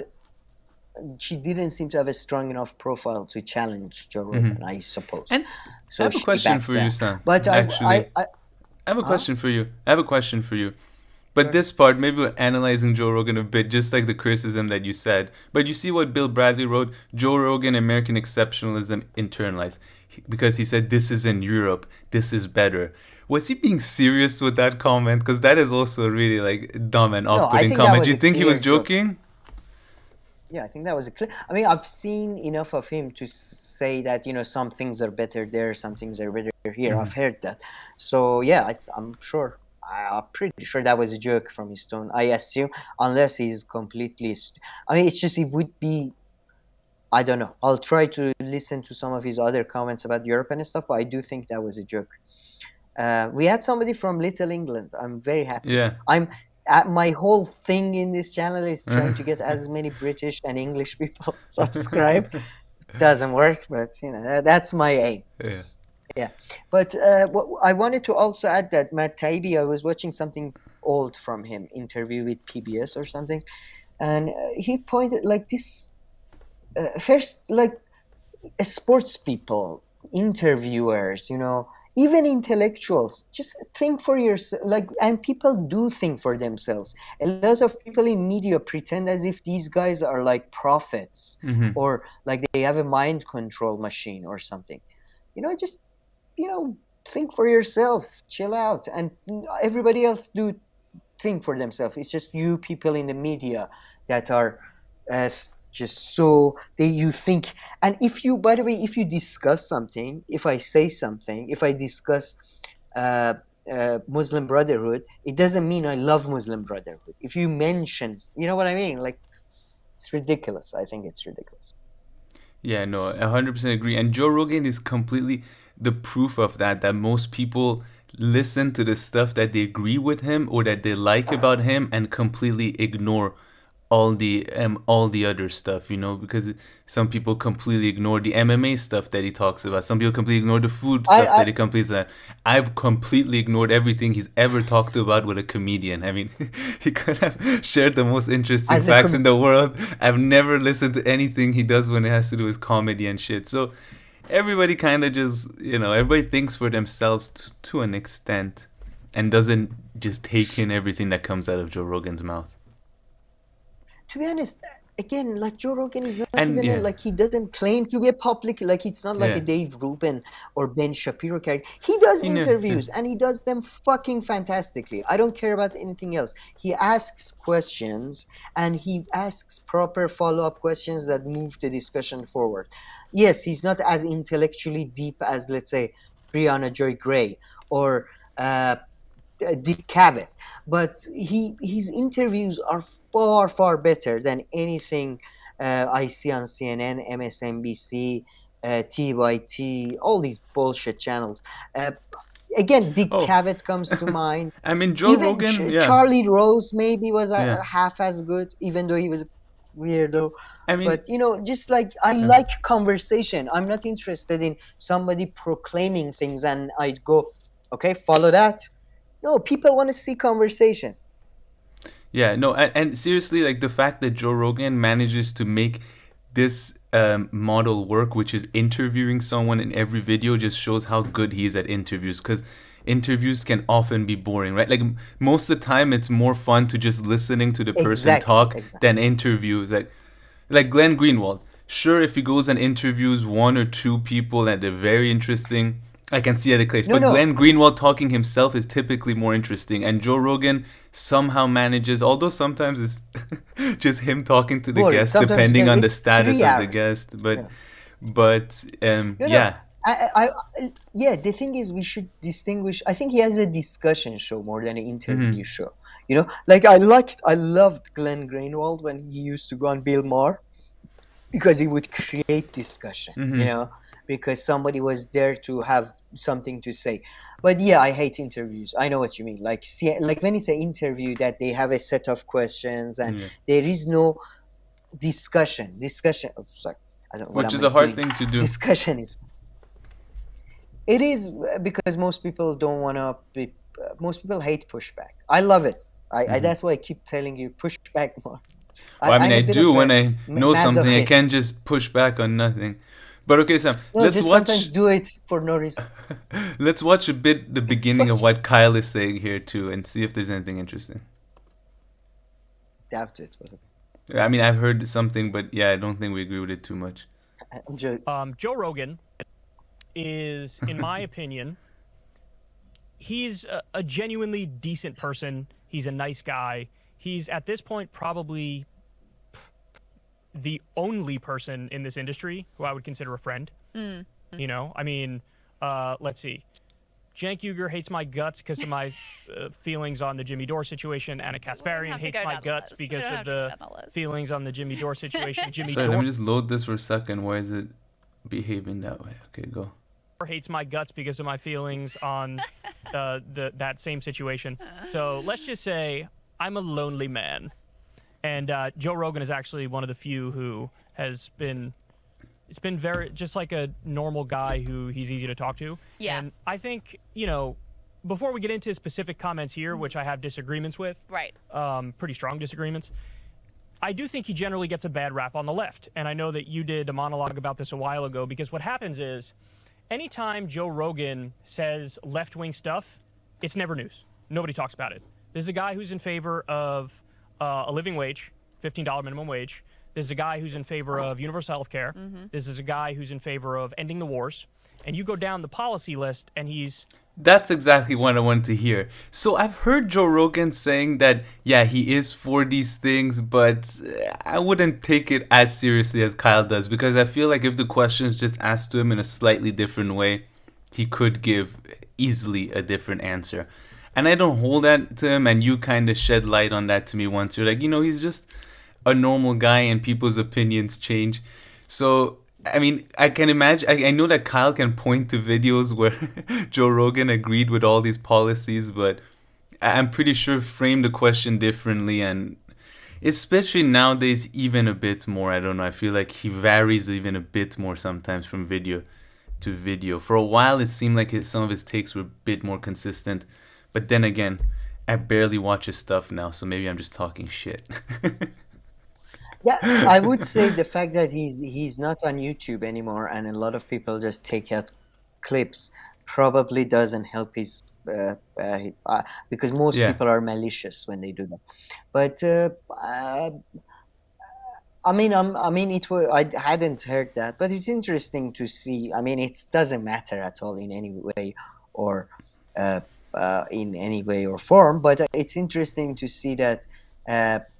Cenk Uygur and Anak, you know, in my view, one way you can tell if, I don't know, in my experience, people who take political issues personally and allows it to affect their real friendships and all that are not very bright in the first place, and you're better off without them. So it's interesting that, yeah, Cenk and Anna and Joe are different. They're like, again, I'm sure, like, when it comes down to policy, I probably agree with Anna and Cenk more in specific policy now. But if I talk to Joe Rogan, I think I have a far more fruitful discussion, and maybe a more positive thing comes out of it, you know? Yeah, no, 100% agree with you there. And also, I think that you're kidding yourself if you think that your friends agree with you on political and social issues. You just haven't pushed it far enough. Like, trust me, like, try pushing it a bit more, and yeah, the differences will start emerge. And some you don't care, but some, because they've become politicized in society and stuff, they like stuck with you. They're like, oh, okay, but this issue you don't think this way, and then it could become like a big deal in your head and whatnot. When you just said that, it just in my head made a connection to the Squid Game, and spoiler alerts. But I think that the game there is you because two of the main characters are friends, and then you see exactly, friendship is a illusion as much as anything else when push comes to shove. Yeah, in that sense. But yeah, and I mean, anyways, Joe Rogan, and he said that Joe Rogan's a really nice guy and a good person, a good friend, and he really gives off that impression.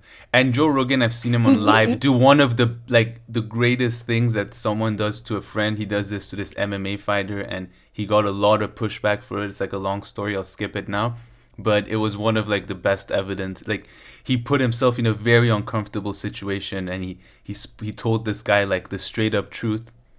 And this guy changed his career and life and everything after that. Oh, in comedy, he's got a great career. I don't know if you know about the Menzia thing. There was this comedian who would steal jokes of smaller comedians and stuff in the Comedy Store in US, and he stood up for that. Again, he's not intellectual. He hasn't studied politics or like political system. I mean, most of the people who have done it are fucking idiots, like Obama. But but he's seems like exactly. His popularity, I think, is due to the fact that, besides the interview techniques, is that he seems genuine. Yeah. He seems genuine. Whatever. And he continues to seem genuine, unlike what's his name, the guy who ran Dave for New Rubin? York. No, the guy who ran for New York. Oh, and, Andrew Yang. Andrew, because I said the same words about him, but that lasted like 30 seconds. I was like, I take that back. Or what about Nina Turner? That Yeah. lasted about what, half So a minute? far, yeah, I mean, I never Yeah. said that about her because I barely listened to her. No, Yeah. And Joe Rogan did endorse Examples Bernie are- for president. And yeah, so Kyle is right. But yeah, on a lot of those policies, and Bernie, at some point, he really did seem to be on this side. That is true. All right, Sam, should we move on to Glenn Greenwald? Sure. Glenn Greenwald or Briahna we're gonna do first? I forgot. Oh, no, I have Glenn Greenwald here, so we'll do him first. And then, because Brianna is multiple conversation. And then some progressive tweets. And then we're done for today. But okay, Sam, set this up a bit. So because this is Glenn Greenwald did a Q&A on Rumble, which aired on 28th of October, and then he posted it here, I guess, 2 days later on YouTube. The graphics and the quality is looking great. I just have to say that. But yeah, you want to set this up, and you told me to save this clip at this time. So what's it all about? Look, we made a video a couple of days ago criticizing all the people who were making fun of making fun of all the people who were criticizing Facebook and all that, including a couple of progressive commentators and all that. And I don't know them, and I was quite harsh, and I felt a bit bad. Really? To be honest, No, I mean, it was terrible. I think I mocked him too. People, you can go watch it. It's just our last video before this. No, the I one do we this posted on thing Saturday. that imitates people. That is not a nice Well, thing to do. yeah, I it know can be it's kind of funny, but they were so pathetic in the Act TV video. if I knew them, I would be easier to make fun of them, because I don't know them and I just saw one. Anyways, I felt bad. Then I went to watch the Glenn Greenwald video, which is quite Q&A stuff. And by the way, I felt good because he seemed to be quite amateurish at the live thing. So it gave me a bit more confidence, because he was like, oh, question, where are, yeah. And then, but there is, I think maybe you should, I think, like the point I wanted to make was that I'm not defending Facebook or anything like that. It was just their criticism was just so stupid and so childish and so frankly uneducated.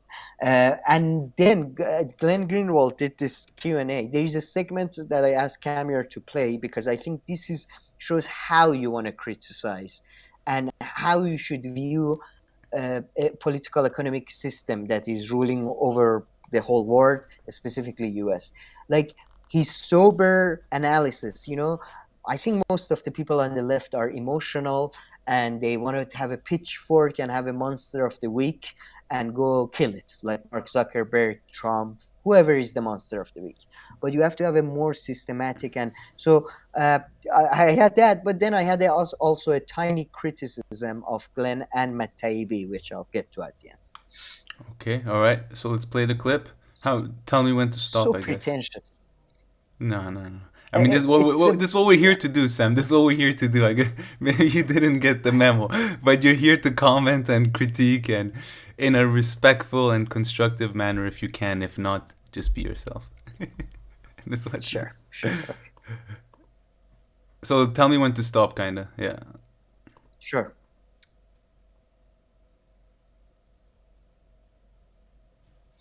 They really did believe that in their kind of youthful days. They definitely didn't want to be arbiters of political controversies. Sorry about this. Let me fix this. Why does it do this? It was at 1 hour 8 to 1 hour 8. Yeah. 10.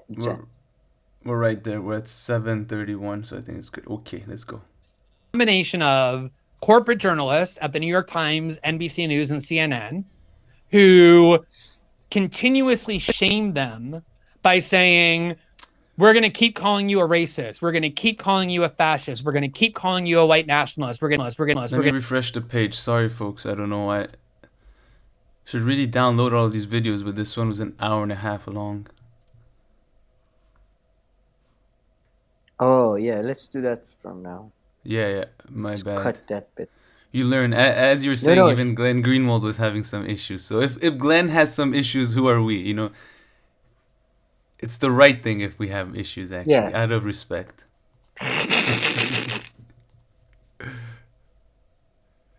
Yeah, I think that live is really slowing down the internet, probably.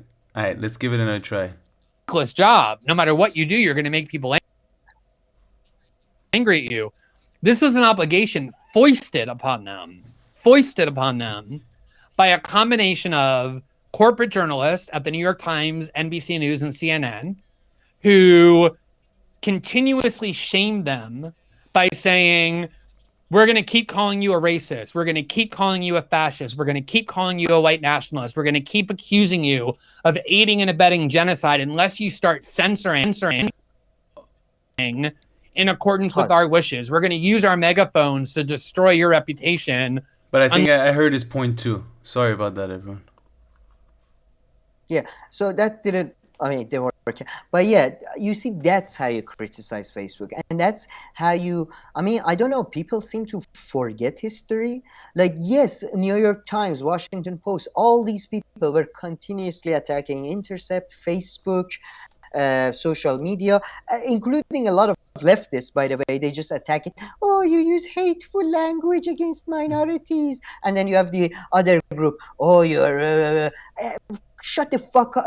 Like, you guys, it's kind of reminds me, this is you probably don't know this. Did you watch Game of Thrones? No. No. Okay, good. Game of Thrones, they had this concept of there are going to be dragons, yeah? And like the dragons were born and it took a while. They were teenagers. Like, it was 4 seasons without like dragon. And online and all the articles was like, where are the dragons? Where are the dragons? We need dragons. Where are the dragons? We need dragons. And as soon as you give them the fucking dragons, what happens? Oh, the story is moving too fast. Characters are not developing. Oh, blah, blah, blah. These people can people can never be satisfied. You should just, that's why Facebook and Intercept and all of that should have just ignored these motherfuckers. But that's what happened with Facebook. Facebook is not this corporate, Zuckerberg, how do I make my money more? So I censor this. He has made his money. He's having fun in fucking Caribbean. He doesn't give a shit, right? There are these New York Times, Washington Post creating moral panics that lead to censorship. And in the end, usually censorship of the left wing, not the right wing. Because, obviously, religious organization, they always get a blanche. Yeah. They are not held accountable for shit. Read Bible. How much hate speech is in Bible? Nobody's banning that. So, I loved his, and then he talks about the Intercept again and the fact that Pierre Omidyar actually kept his word. It was this middle management. I just watched this great TV show, Doom Patrol, and there was this great scene where they go to the underworld and then they meet all these monsters, and the monster comes and one of them says, is that Lady Death? And another character says, no, Lady Death is actually quite nice. It's her minions that you have to be worried about. And billionaires are actually, they don't care anymore. It's these goddamn minions, these middle manager, dictator, wannabe dictators, really. Like the media. Yeah. That like part Washington of the media. Post, New York Times, CNN, all of it. No, I mean, you're absolutely right. I mean, and Glenn Greenwald talked so many times about how at the Intercept, it wasn't coming from Pierre Omidyar, this whole Russiagate and all this. It's just the journalists themselves. They didn't want to be accused by their peers that they helped Trump become elected or something like that. So they just internalized that narrative and went that way. Or Facebook will probably like anything mentioning the word Trump. Like, it's famous. They what was it? They sent, like, there was one of parts of a U.S. Constitution on Facebook or on Twitter was banned because it included some, because they panic and you want to Yeah. minimize risk. As a business, you want to minimize risk. I mean, that's all they do. I have mean, Twitter especially. Twitter was just reacting like, it says you could see the panic in them the way they were reacting like leading up to the election with Trump. It was just like, oh my God, shit, they're going to come after us. Okay, let's delete all these kind of posts and not allow them. I mean, they panic big time, but I don't have much respect for them, so... No, I don't have any respect. Yeah, I know, for I them, know. but they set themselves up as a business. They didn't come to me saying that, guys, we want to create a better world about. I mean, they did say that, but I didn't buy it. But you have to cut through that bullshit. But as soon as you say business, you know what they're talking about. And I would say, it's just. Yeah, it's really unfair. No. And their Again, criticism. with paid family leave, government doesn't want to do something. They don't want to monitor a speech. They don't want to monitor threats that are made online. I mentioned if somebody threatens somebody online, that is just like that. It should be just like a threat in a written form or whatever. Like government doesn't want to do its responsibilities. They want to privatize the activity, but socialize the profits for them. The reverse. They want to privatize the activity, but have no responsibility. Oh, Facebook did that? Oh, not us, we're gonna find them. Yeah. God, and Amazon, all these organizations are pretty much financed by the state, by the Department of Defense, by the MOD. It's ridiculous. The whole thing is ridiculous. 100%. And then, we should be worried about Mark Zuckerberg. Yeah, and their criticisms of, of Facebook and censorship is so bullshit that then, people, you easily overlook other real genuine conversations that should be had around Facebook and being a utility now pretty much, or being a monopoly, and why was it allowed to purchase Instagram and WhatsApp, for instance, and originally the real conversations of why people's data. I mean, nobody signed up originally for use Facebook and for you to go sell our data. So I thought that was a genuine conversation that was had when people started realizing that that's happening. It's just their approach is never genuine, right? I've given maybe some of these issues. I don't want you to bog down on some of these issues. Maybe some of these weren't genuine. Might just aren't important. My point is that their criticism is never genuine in the mainstream media, so it ends up being about bullshit. I mean, they did the exact same thing about Trump, right? Anybody can find very valid and genuine criticisms about Trump, but they decided to go this shitty route because they have to, because they themselves aren't too different from Trump. Sure. Yeah. No, somebody said defending censor-free speech. No, sorry, like Jared or no, I'm not defending censorship. I'm just saying the onus is on the state, not on the company. All right, it's like if you create a state, this is a state's responsibility. If you don't believe in censorship, as I do, I don't believe in censorship, so I ask the state to not allow it. I shouldn't go ask a company, you should have guidelines and you should train your staff. Fuck you. That's the state's job. You should have a proper education system. You should have a proper law enforcement system. So it's not about censorship. It's about how do you view the thing, where does the problem lie? In the individual action, in the Trump, or in the system that creates Trump? That's the difference. And we're doing the opposite, actually, because leftists defending tech monopolies' right to censor free speech. Like, no, we don't want them to have any ability to censor Jared free just wrote, I wasn't referring to you. God damn it, Jared. Sorry, I completely... I'm looking for fights. I'm looking for fights. Sam versus Jared. YouTube beef. Okay, I don't care what you said. I'm going to say... you're just or a norm of the state at this point. That is 100% true that these corporations are.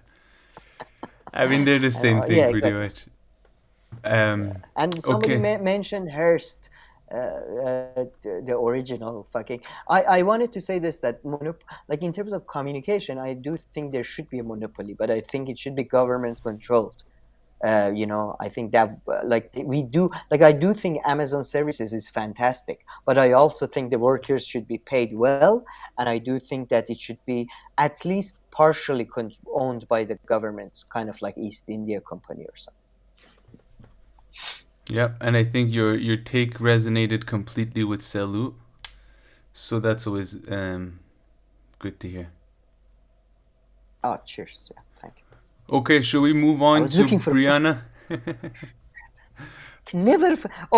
I just want to make a slight criticism of Matt Taibbi and Ah, Glenn Greenwald. yes. Let's hear that. He mentions it. Yeah, he mentions it in this video, and Matt Taibbi has mentioned it in his couple of interviews about his book.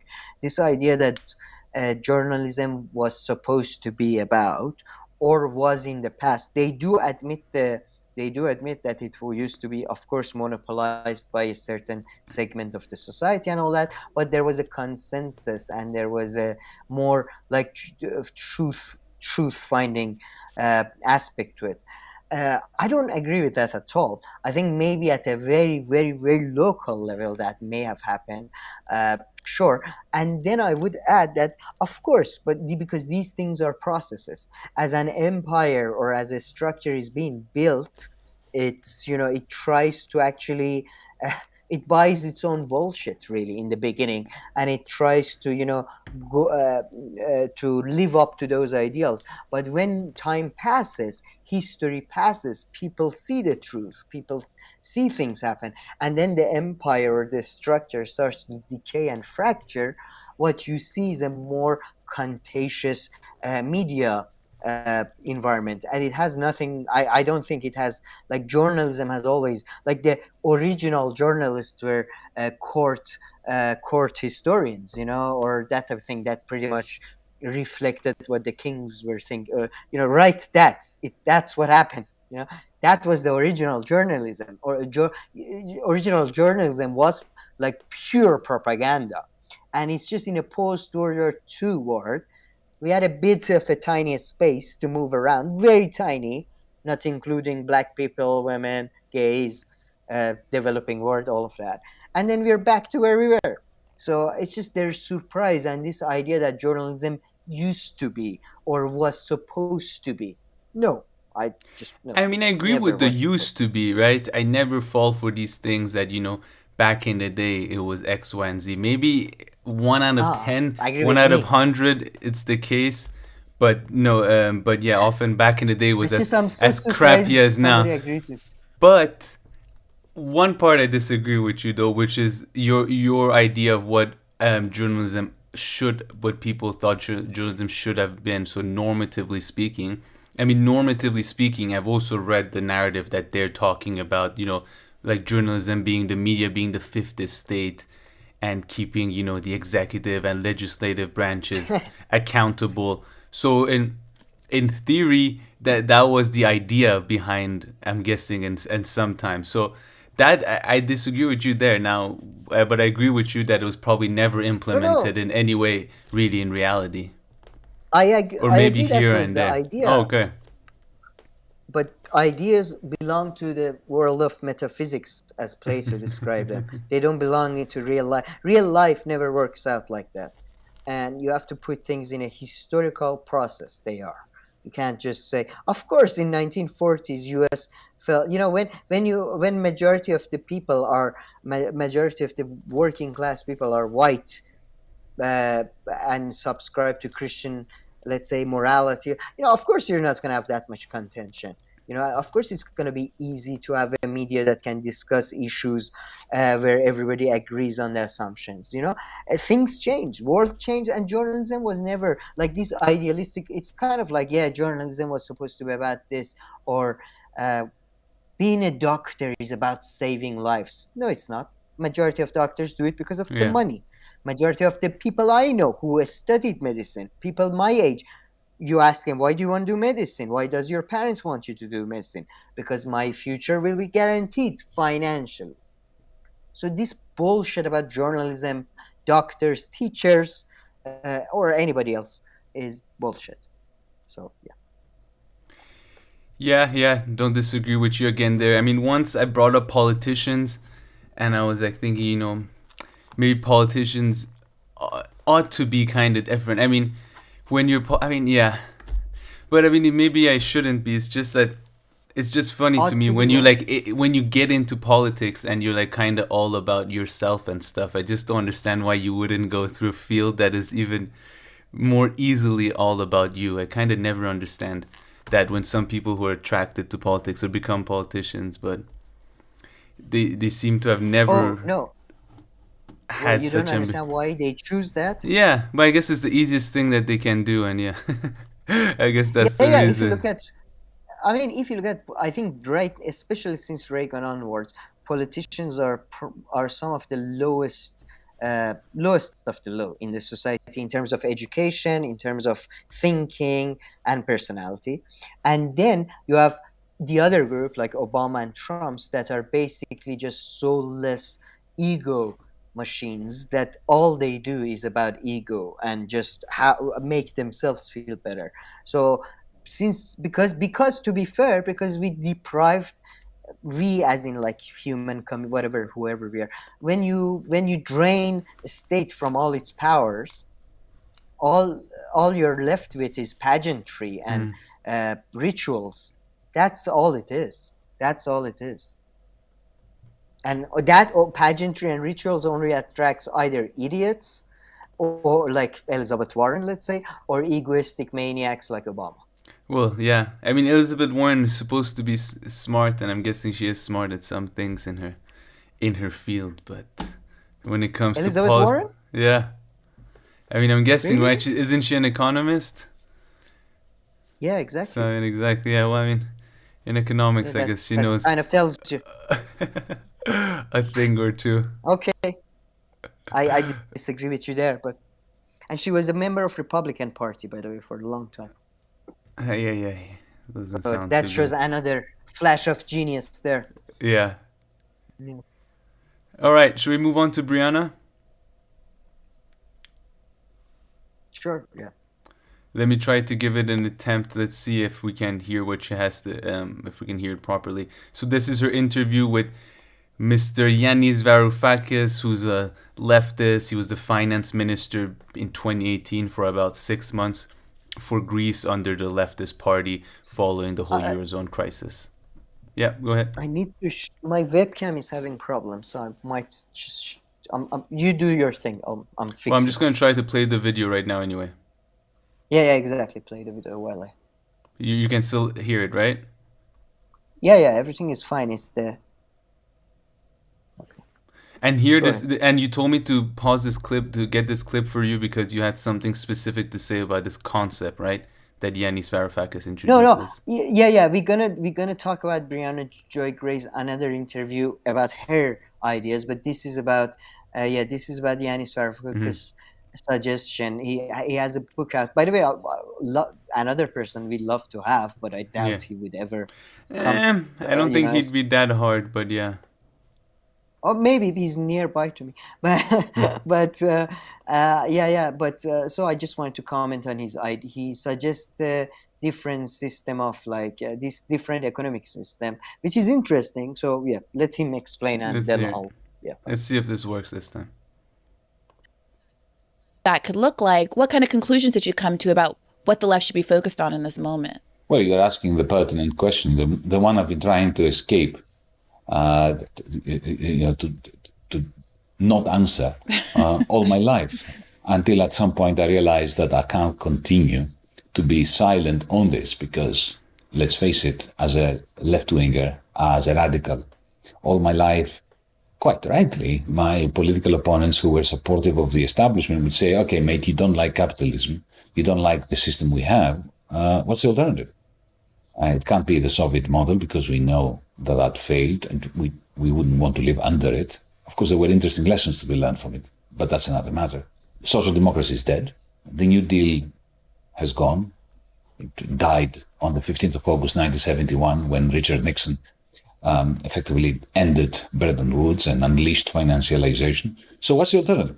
So that's why I sat down and wrote that book, Another Now.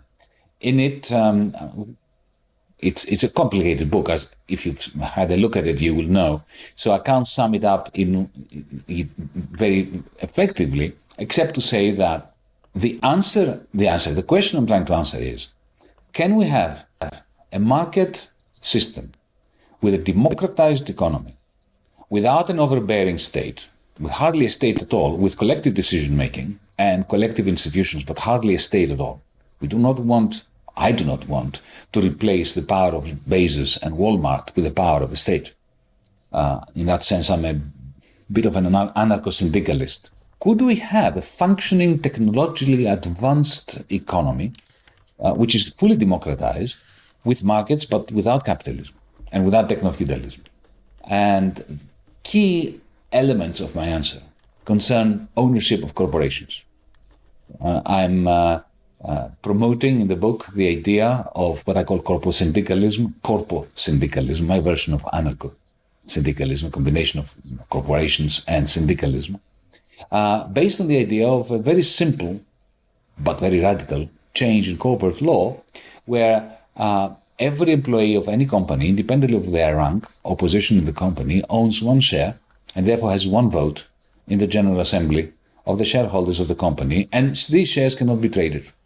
They're like library cards in a college. When you enroll at college, you get a library card. You can do things with it. You can log on the computer system, you can borrow books, you can vote in students' elections, and you have access to the place. But you cannot lease it, you cannot rent it, you cannot buy it, and you cannot sell it. Imagine if we lived in a world where corporations operate on the basis of one employee, one share, one vote. What would that do? And the second dimension is a central bank, like the Fed in the United States, the European Central Bank here in Europe, the Bank of England in the United Kingdom, that gives all of us a digital bank account, which means that we no longer have to have a bank account with a commercial bank. So if you take out of today's equation tradable shares and the need to have a bank account in order to effect payments, what do you end up with? You end up with a hugely democratized, market, liberal economy. In my experience, when people propose... Okay, Sam, that was the clip. Do you want to also, because of the little connectivity issues, and really sorry about that, everyone, do you want to just summarize very quickly his idea? I mean, it's not that radical. I think he used some different words, but I don't think it's too different than what, I mean, in terms of it's not radical that new. I think kind of like what Richard Wolff would say, maybe a little bit, but yeah. Go ahead. Yeah, it's similar. In that sense, like sorry, he takes co-ops to a different level, that we should make the workers shareholders of the co-ops, and then he also talks about the bank thing. Yeah, the bank thing, and two things. One thing is that corporations. I did a very bad take on corporations one time here, and people responded. And what did you say? Then I said they suck. Co-ops. Oh, co-ops. I did research. Co-ops. I mean, what he's suggesting is basically turning corporations into co-ops, kind of large, like co-ops. I agree. Right? And then, like, I don't think doing these things again, like, this is again, I'm just not a fan of this is a safe space. Go ahead. This is a safe space. Go ahead. It's not that safe, trust me. But it's just the idea that you democratize a structure and it will necessarily have better outcome. It in itself is extremely, in my view, it's just not historically wrong. It's frankly historically wrong. Any organization. So let's just start from big, and then we get to the specific thing. Co-ops and the type of thing he's talking about have proven themselves to be much better for their own workers, for the people within their own organizations, right? But in terms of like having a positive influence in the larger trend of things and all that, I have seen very little to no evidence of that. So I mean, maybe to that, enlighten me. To that, I would add perhaps a counter to that would be like, because there aren't enough co-ops out there, because there's one co-op in this city maybe and one co-op there. Maybe if larger parts of society were built of co-ops, maybe it would have an effect and an impact that would go beyond the workers itself.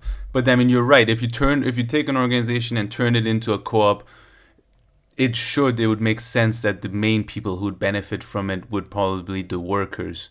You know, I mean, mainly them. Yeah, there's not necessarily For shouldn't be example, something for example, outside of that, which is itself already a lot. But okay, yeah, I understand your let, point let, here. let me give you an example of how they can be even negative, in a way that, for example, if it's a co-op, then the existing workforce will have a far more leverage, and even if somebody is not performing well, they will not that organization will not try to bring in somebody who might perform better at that job, or you know what I mean? Like it I could mean, they lead. That's what could, happened in because Soviet there's, Union. Really, it led to complacency and corruption. That's what it but that's different. led But if you want your co-op to be successful and bring in profits, let's say, which should end up in your pocket, then maybe you'd want to get someone better. And I mean, So I don't if you think have that. a larger, Huh? if you Go have a ahead. larger interest than, if you have a larger interest in mind than your own immediate interest and humanity, I don't know. Okay, sure, maybe one day. It's kind of like Gandhi said about Western civilization. It's a nice idea. I've never seen it happen, but But wait, but what are you saying? You haven't seen co-op? No, I didn't get that last point. About like I've which part never of what seen I said? humans putting aside their immediate interest for No, their exactly. long-term So I'm interest. talking about it's in the immediate interest as a co-op to replace people who don't work well and bring in other people who will work better. Not Let's in the say 10 immediate of us, interest of the 10 of us, workers. 10 of us run a co-op. 9 of us aren't happy with one guy. So, we wouldn't mind if this person is replaced with someone who's No, better. but what if it sets the precedent that would allow your job to become, it's I mean, politics and I think politics they of do work this. is very complicated. A lot of places I work, they don't want to get rid of the underperforming guy. Why? Because he makes them look good.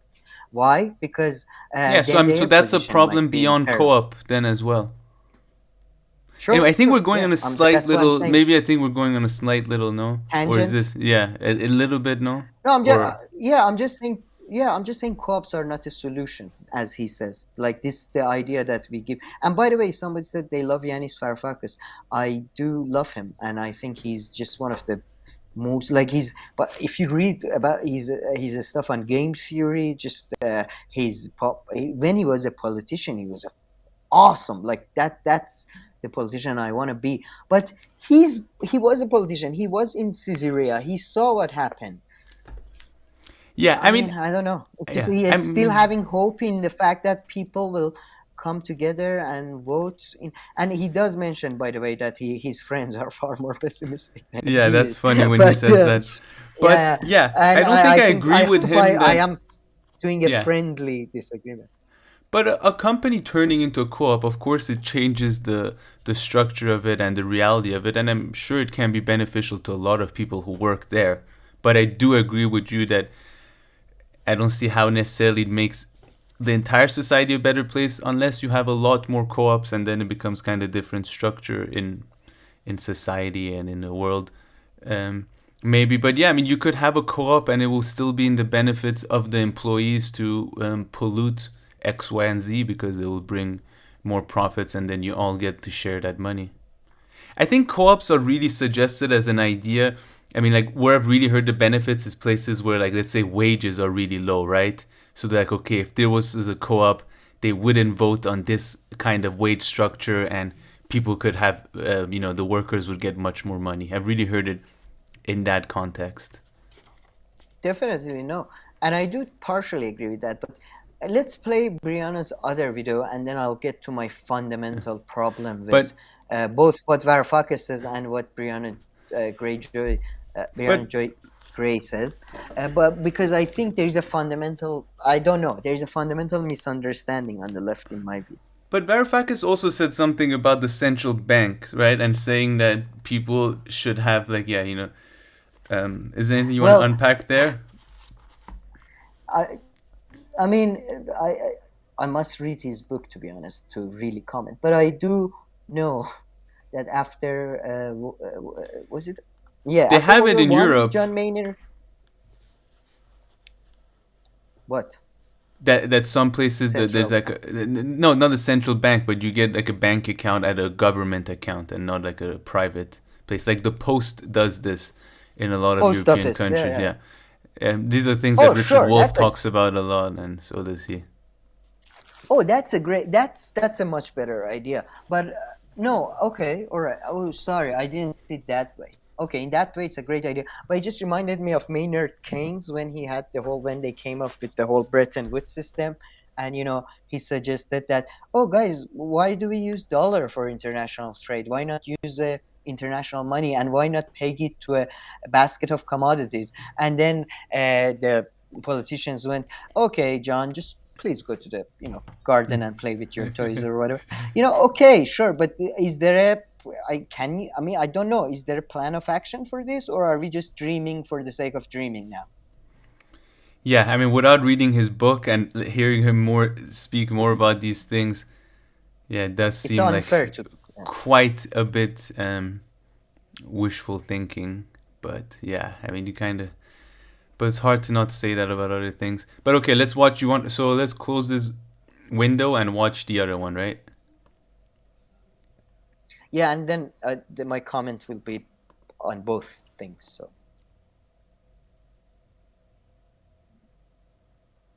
all right, let's see how this one goes. Well, one point you raised, Osita, is that the Republicans have had a multi-decade-long project of figuring out how to align their messaging with their political goals and convince Americans. Sorry, one more attempt, one more try. This is our last video anyway, guys. Sorry about this. From next time, I'm going to download all of these. And then we have some tweets.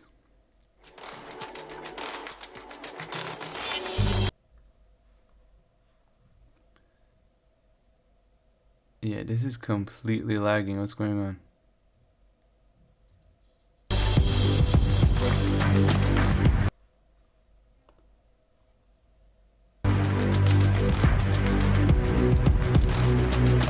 Jesus Christ. I just summarize it. Yeah, literally like one last try right here. Let's see if this is good or no. If not. Well, one point you raised, Osita, is that the Republicans have had a multi-decade-long project of figuring out how to align their messaging with their political goals and convince Americans that trickle-down economics is real and the invisible hand in the market. And if we cut taxes for CEOs, it's going to be good for you. And there have been millions and billions of dollars probably spent on those efforts in the context of think tanks, et cetera, and the whole creation of Fox News and the right-wing news infrastructure. There doesn't seem to be the same appetite for that on the left. By contrast, you have organizations that are ostensibly the left organizations, policy groups like Center for American Progress, joining the chorus of saying, oh, we shouldn't talk about defund, this isn't a good idea, and very much embracing shoreism. And there doesn't seem to be anybody left who's engaged in the project of doing the long-term persuasion effort. It feels like no one believes let me stop it there. Persuasion. You had this whole kind of Ta-Nehisi Coates style Afro-pessimism. Yeah, maybe that summarize said, a bit what she's saying there. My apologies, folks. No, the whole discussion is about the thing that she always talks about, that maybe we should have a more persuasive language and offer more to the people. Bernie Sanders style, like, for example, they point out that in Virginia, Bernie Sanders in some election, I don't recall, had got more votes than Joe Manchin and all that. So she mentions all of that. And then recently I was listening to this. By the way, I think this should be compulsory listening for, I think, any American or anybody, to be honest, in the world. Hell of Presidents by Matt Christman and some other person is they go through American presidents and American history. I haven't seen that. Yeah, and in there, it's fucking. I'll send you a link of one of their shows. It's bloody fantastic, and he said something. It was like something I feel like I'm an idiot, but I felt like it was something in my head, but somebody just crystallized it. They were talking about John Quincy Adams. Do you know him? No. Like an old, like a president of America from. He was the son of the John Adams, one of the founders of America. Have you seen the movie Amistad with Anthony Hopkins? And he was also the lawyer that defended like a slave slaves that rebelled on a ship or did a mutiny. I don't know what happened exactly. But yeah, so John Quincy Adams, Matt Christman described him as, and I completely agree, he was like the first progressive of America, in a sense that he was against massacre of native tribes. He was against the slavery. He was truly disgusted by all of that. But he thought by becoming a president, he can, again, direct quote, he can sort in his way out. I don't know if that has any. Do you get that? Is it referring to the director? No, writer director. Aaron Sorkin is this sort of liberal. Oh, you remember we watched the movie The Trial of Chicago 7, and yes, yeah. he directed and wrote that. Yeah, I know that. West Wing. He's famous for his snappy sort of arguments and stuff. And I think the left is still thinks. Matt Christman said that, and again, I'm repeating him, so full credit. The progressives still think they can sort in their way out. They can, like, there was an issue with the slaves following the emancipation, that should we give them land or should we just give them vote? And they just give them vote. Vote, they have their say, that's fair enough, right? But it turned out the land was the real source of power. It turned out the land was the real source that could bring about equality, not having to put your vote in a box. Yeah. So I think Briahna Joy Gray, and to a lesser extent Yanis Varoufakas, are still in this sort of rosy world that through discussions, through arguments are out there. Everybody knows the arguments, and either they're stupid or naive, or they willfully ignore it.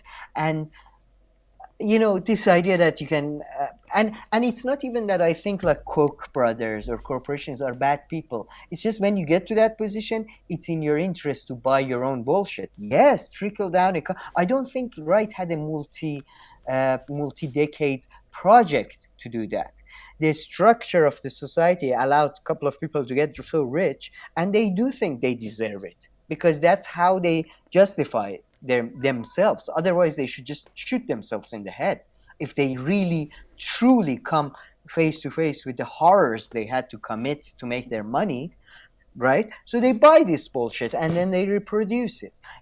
Unless left is serious about getting power, this idea that we can persuade people, and there is a gentleman, one of the gentlemen is this black gentleman who talks about organizing, and I think if by organizing is code for getting more money and power, yeah, that's the way to go. That's like this arguing with people and offering them and blah blah.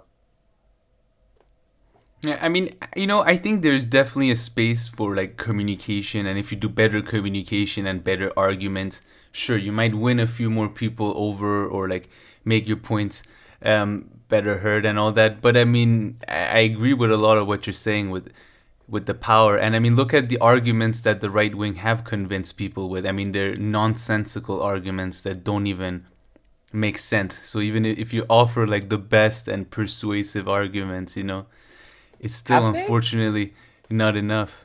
I disagree. Have they convinced people? On the right? Give me an example. No, I mean on the right. I mean, I guess they believe some of their things that they say. Yeah, people who vote don't believe in anything. People who vote are, I mean, some do. I've heard them believe the death thing. No, I've heard the death thing. People are convinced about. Yeah, sure. Yeah, and it's something that doesn't even affect them. That doesn't even affect them, but they've had that stuck in their head. How does the national debt affect you is beyond me. You must really see well into the future, but they've bought into that talking point. Hey, look, still no, they haven't bought into it. That's the thing. There is no buying into anything. There's no thinking. People, there's no majority of people are just reacting.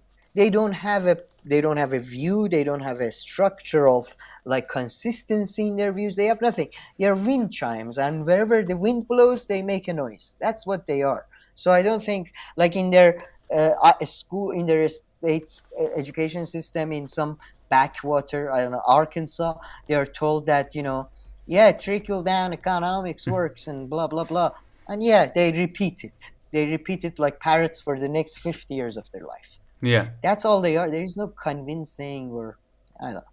I mean, if look at the last, are we completely blind to the last 50, 60 years, especially after the advent of internet?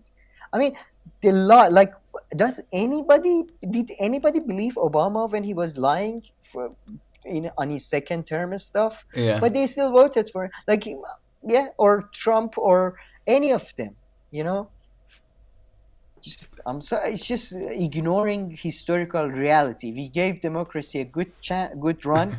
It fucking failed miserably. It failed in every country. It failed everywhere.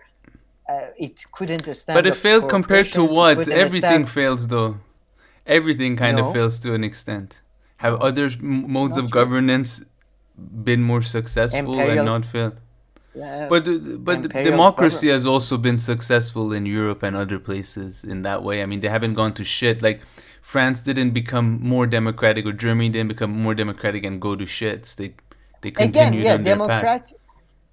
democracy at a very local level when you're basically a colony of US. Yeah, sure. Like you can decide, should I put the chair this way or that way? That's, you have freedom. Go ahead, go. Go. But you want to change your banking structure? Fuck you. Shut the fuck up and sit back. Yeah, you're right. Like, for instance, in Switzerland, they do all these referendums, right? And a lot of referendums happen about lot of things. But yeah, I've never heard about the structural one about the banking system, or should we change our healthcare system or something like that. That's a decent point you have there. What do you make of this comment here by Bill Bradley? Sorry. I think you would agree with it, no? Read out. You win people over by delivering material change. You have to rely on words when you never deliver in action. I agree completely. And I think the left, because they haven't delivered shit so far, should start delivering some shit, and and by delivering some shit, I completely agree that material change is the best one, but material change could manifest itself in the beginning as calling out people, like saying Nancy Pelosi is a corrupt politician, and I am going to every day I'm going to go on TV, I'm going to say Nancy Money Pants or something. Things Trump did. With all his stupidity, he did understand how power works. Power doesn't work by convincing people. Power works through destroying people. That's how it works. No, I mean, Trump is an idiot in 1,050,000 ways, but he clearly has a few skills. Yeah. Oh yeah. I mean, reading the room, which is a great skill that he seems to have. Thank you, Rick B. The Romans kept their empire by delivering. I don't know if that's true, definitely, but I'm counting. Yeah. Okay. Anything else to talk about here, Brianna and stuff? Did I write anything? There will always be something. Yeah, no. I was just gonna make a comment that nothing ever gets fully fixed or anything like that. So whenever we look at something will better communication make us reach the perfect world that we want, that there are no more issues, or will better organizing, or better X, Y, and Z, or better strikes, or better protests. However, I'm not as cynical as you as to think that these things have no impact. I think they just help nudge and shape the future. So if there are absolutely no protests on an issue, whereas if there are protests on an issue, I don't think the two of them will lead to drastic different outcomes, but they still have an impact on how things unfold. But nothing ever gets fully fixed, and nothing ever gets solved, and that's not how the world works. Even though I am skeptical about protests and strikes, I would say they are far superior strategies than trying to convince people through your rhetoric. So yeah, fair enough there.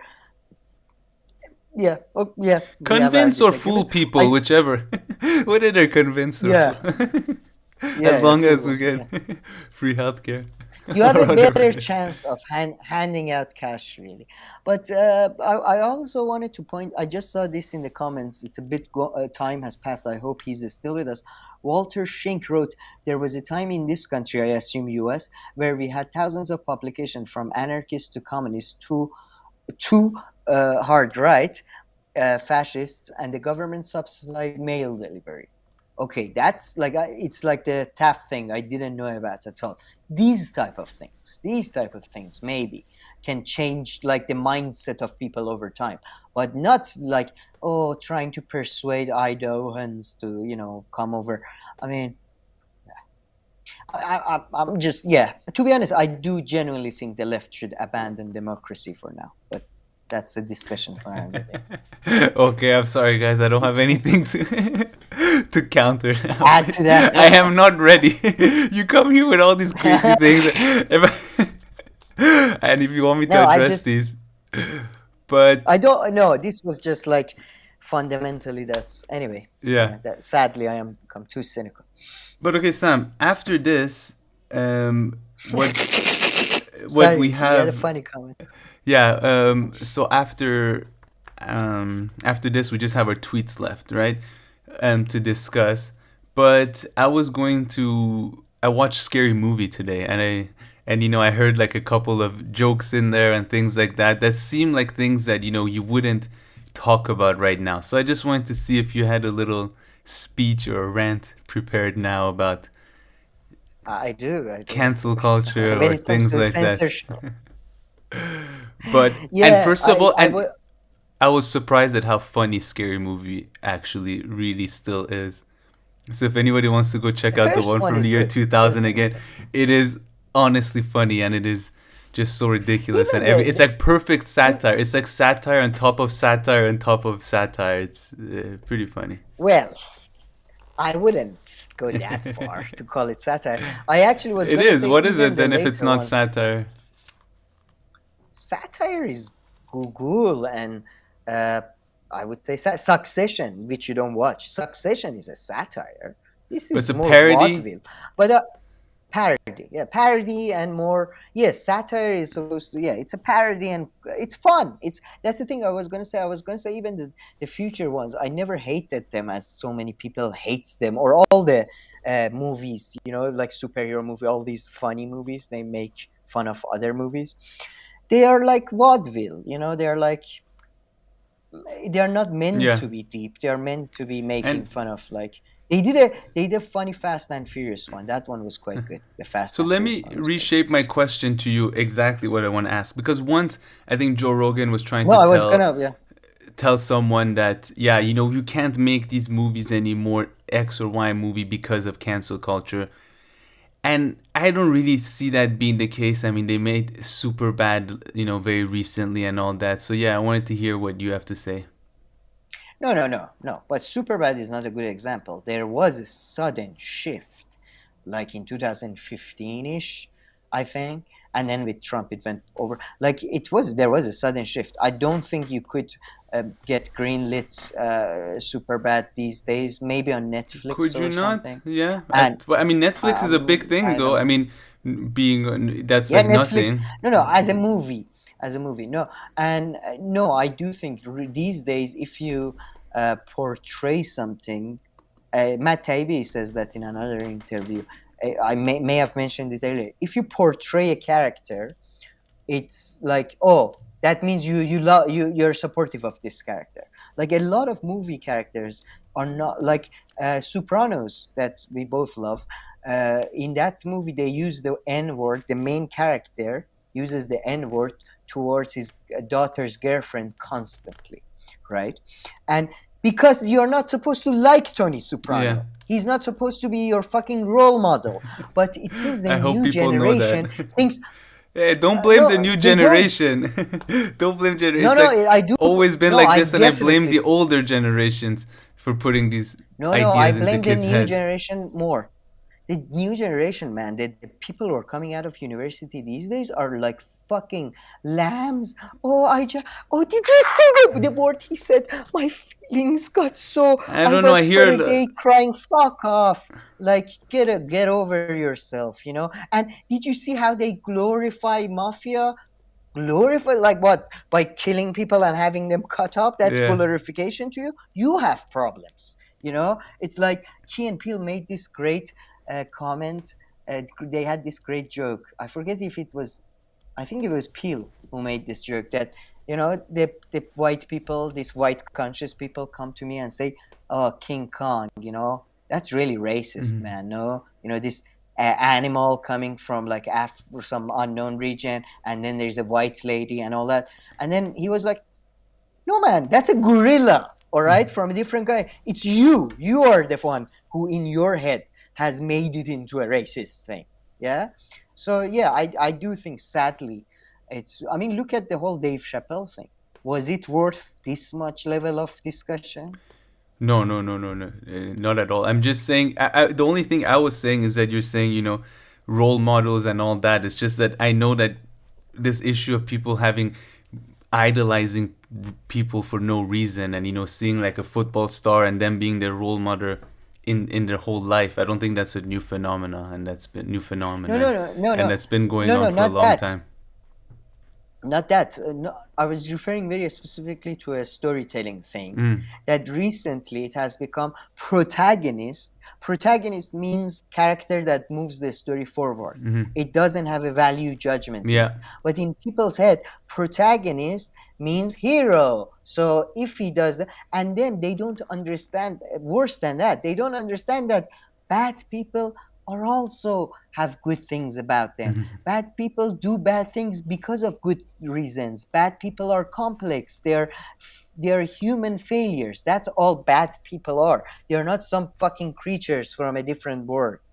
So yeah, I don't know. I do think maybe I'm making too much general comments because I haven't studied enough, but from what I see, and I see a fuckload of movies and TV shows, as you know. So I don't know. I hope my generalization is not too off, but it is a generalization. That including your fear that movies like Superbad or let's say couldn't get made now, Superbad or Scary Movie and these kind of things. Not couldn't, less likely to get made. What's an example of the latest like kind of out of it absurd thing kind of like that you've seen off the top of your mind? Can you think of anything? What do you mean, like as in a?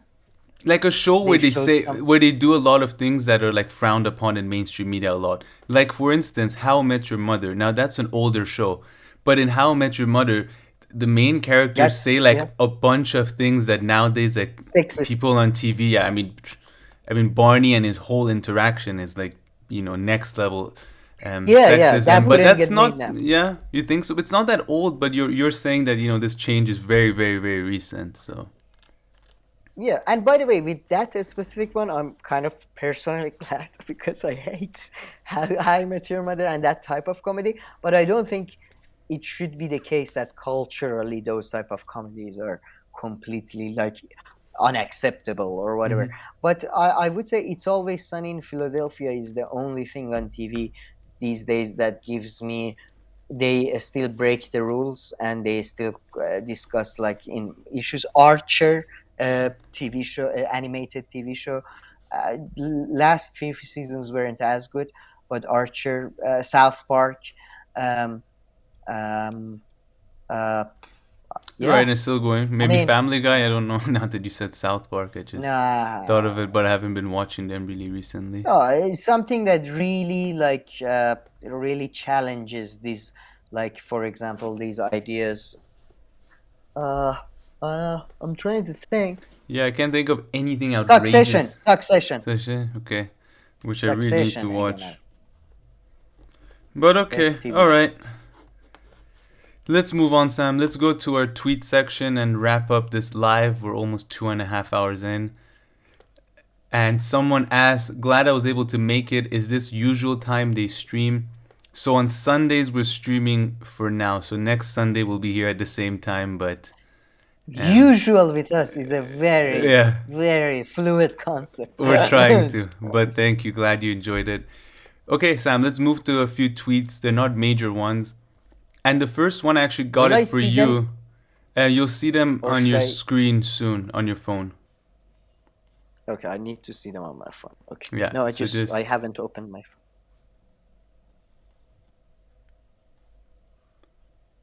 So this first one should kind of give you I thought maybe give you a small opportunity because I know you watched this interview. So Rokana tweeted, I just had an interview with Channel 4, a British station, which to my surprise was far tougher than many American media interviews. And the journalist was sympathetic to me. A tough press is good for democracy and Bree Joy was fair.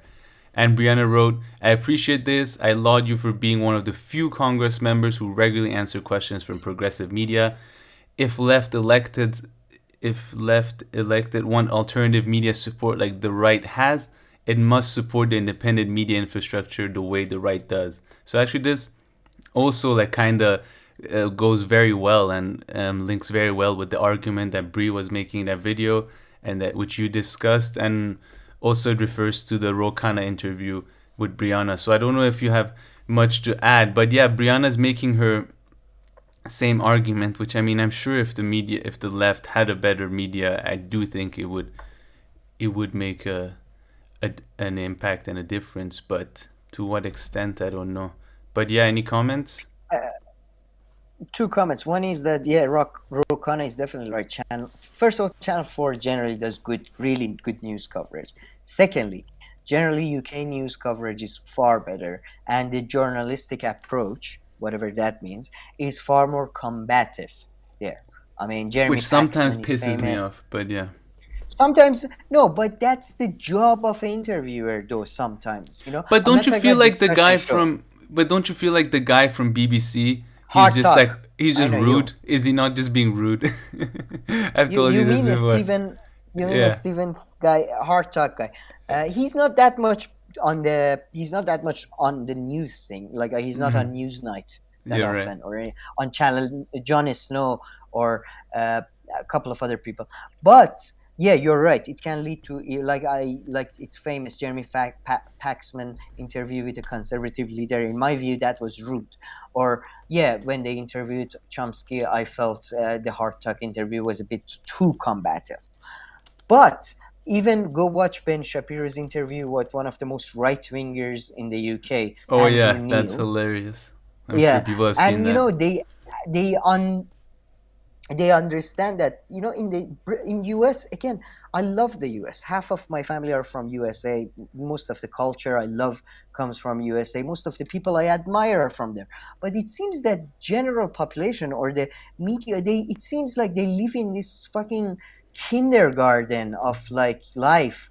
Everything is more colorful. Everybody's nicer to each other in terms of like when they talk to politicians, and except unless it's Bernie, then Yeah. say whatever the fuck you want to say. Glad you said know, that. Yeah, but at least in the UK, conservatives get the best thing I remember from cheesy British television show. They had this morning show, which, as you know, the morning shows are the most softball bullshit stuff. And they had David Cameron on, and you know the questions, everything is agreed upon in beforehand.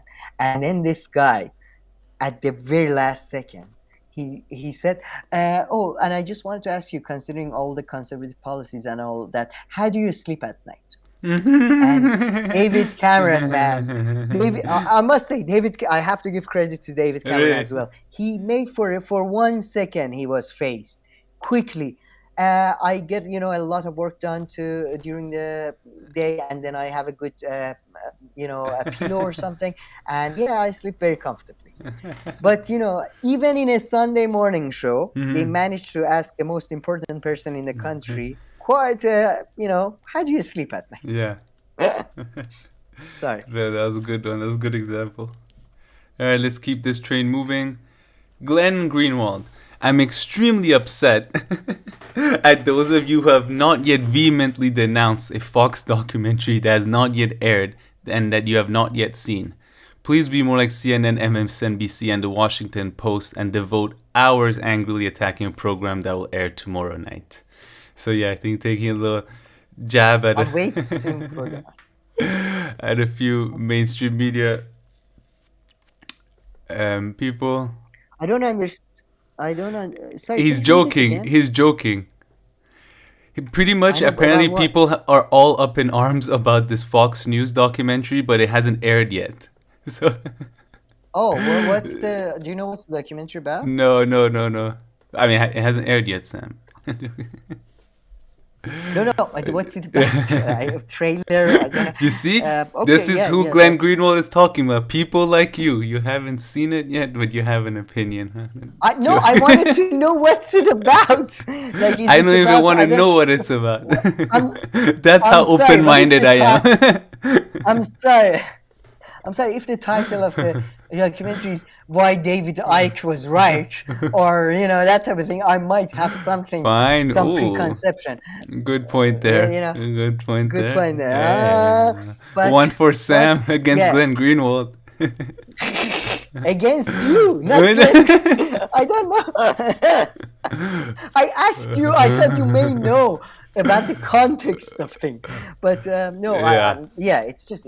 I mean, it's so stupid because there's so many movies that I know I'm gonna hate. Like, I talk about movies a lot, but and I know I'm gonna hate, but I don't, like, strategically. I don't say anything to people because I know I will undermine my own argument because they would say, you had a preconception about this thing. So even if you do have those things, just a little tactical advice: keep it in. Even if you don't watch the documentary, then, like, publish it after. Just watch a trailer and then, oh yeah, that was it. Just have some, Good point have there. some subtlety about your fucking propaganda, you Good idiots. point there. And I'm guessing the people, I just took a bit what Glenn said at face value because the people he's referring to. So, I mean, even if they Yeah, read the title, then they probably had a laundry list of yes, assumptions that followed. yeah, exactly. The producer used to work for an organization that was Yeah, connected to another. to Oh, Trump, Jesus. to Trump and Russia. Okay, Sam, here, this is actually a bit more serious. So let me know when you can Right. see this on the screen. You've been following Lebanon's latest news from the past day or two a bit more closely, so maybe you know more. Let me read these tweets in order. 1 second. Okay, I believe... okay, I believe this is a thread by Rania Khalek, and I think I'm reading it in the correct order. So let me know if you have any comments here. There's Western-backed effort to blame all Lebanon problems on internal corruption and sectarianism. Yes, these are problems, largely tied with imperialism. But the main culprit is imperialism. Lebanon would have many of the same problems even if it had a secular system. So let me actually stop right there, Sam. Any comments on your side? I feel like this perhaps goes a little bit against maybe perhaps what your assessment was earlier on. And you were saying about, the form of governance. But then again, you also talked about imperialism and the way Lebanon was shaped. So perhaps not. Perhaps you agree. Oh, sorry, I Hello? forgot that I'm Yeah. mute. No, yeah. I think, to be honest, most of the left, when they talk about imperialism, they mean foreign intervention, foreign interference, and that's fair enough. I think the most problem Lebanese people who live in a country we call Lebanon face are due to the interference of foreign powers that make the country more corrupt, and that but then you can go further and say the root cause of it was the way the Lebanese country was structured post-imperial war. This power sharing system, like Iraq, which I think never works. So yeah, I agree there, definitely. But yeah, I just don't like that she used the word like the gray zone, her. A lot of people, pretty much everybody, even Glenn Greenwald, I think. A lot of people, less so, Glenn Greenwald, less so. But a lot of people throw the word imperialism around without, I think, knowing what they're talking about. Maybe we can talk about new form of imperialism with the U.S. and advent of Air Force and all that. But it's more of a semantic disagreement than anything. Okay. Let me continue on going. Lebanon could be a totally secular state, and you would still see much of the same corruption, foreign interference, and because the foreign interference because the primary culprit is the U.S.-led global imperial order that strips third world countries of their sovereign in service of U.S. empire. So I mean, I definitely agree with the first part of the statement, which is that Lebanon could be a totally secular state, and you would still see much of the same corruption. You could be a secular state and still have the same corruption, 100%. But then the second part, perhaps maybe this comes back to a bit of what you says, perhaps taking a little bit too much agency away from developing world country leaders and political systems and all this, and just putting it a bit too much on the US. But then again, I don't want to completely dismiss that either. The thing that I disagree, I would say a secular state is if it's a secular state that truly limits religious institutions, it can be less corrupt. Just theoretically speaking, it is less corrupt where it starts than a religious or theoretical or whatever. That's one. Two, I would say, it does take the agency away. But I would say countries like Iran, China, and Russia, or Brazil even, are far different than Lebanon. I don't think Lebanese people have, or Lebanese even political elite. Like there should have, like that's the thing. There should have been a Hejaz. There should have been a United Arab Republic. Even though I goddamn hate Jamal Abdel Nasser, he was right in that. Unless you do that, there will be a lot of significant parts of the Arab world are going to be living in a squalor and be queuing for gas and food, while some assholes in Dubai and Qatar live in mansions with their tigers. So I would put the agency on the whole Arab world that is constantly, well, not now, but for the last 70 years was constantly nagging about this issue. They have money to spend on lobby people in Washington, but they don't have money to spend in Lebanon to develop Lebanon, the country. They say their heart is with Lebanon. Oh, they are our people. Really, they are your people, or those Washington elites, you pay them. So I would say the Lebanese people and Lebanese prime minister, political elites or whatever, they have far less agency than, let's say, Iran. Because, we talked about the coup d'etat and my views on coup d'etat and all that. It's a post-colonial state. All the infrastructure, all the political institutions are came out of a completely dependent system, dependent on the West. And of course they're not going to work, I can't disagree with you too much, Darren. I'm glad you made a differentiation between Lebanon and other countries. I think that strengthened your agency argument. So let's move on to two more from her. And that's annoying if you compare. Kenya. No, I hate it when people compare Japan and Germany to other nations. Give us a most favored status so we can trade tariff-free with the U.S. Give us a Marshall Plan and I'll show you. You know? It's circumstance matters. 100%. I feel like you've actually fallen in that trap a few times when we talked about post-World War II and countries, and you pointed out the Germany and, World War II related examples. And I thought that these are a bit misleading. We were talking about interventions and wars. But anyway. But they intervened. They gave them a Marshall Plan. But it's different than than the interventions that happened, in Iraq and other more modern ones. Those ones were just those ones were more like, as it's famously called, the Spanish style of imperialism. Just grab. What is it? Just grab and go. It's got. Okay, let's read her other two tweets. Much of the corruption in Lebanon is just a product of capitalism and has the protection of the West, which is, by the way, corrupt as well. The sectarian system, too, is a product of the West and its regional allies like Saudi Arabia. For those opposed to this terrible system and who want to really change it, understanding and opposing imperialism is the place to start, from Lebanon, Syria to Palestine, Jordan, Iraq, and all of the Washington client Gulf states that act in service to empire. So here really she's talking again about imperialism and capitalism. And I mean, I don't think I disagree really with much she says in the first tweet, especially much of the corruption is just a product. Well, a lot of it, I'm product of capitalism, and even everything is.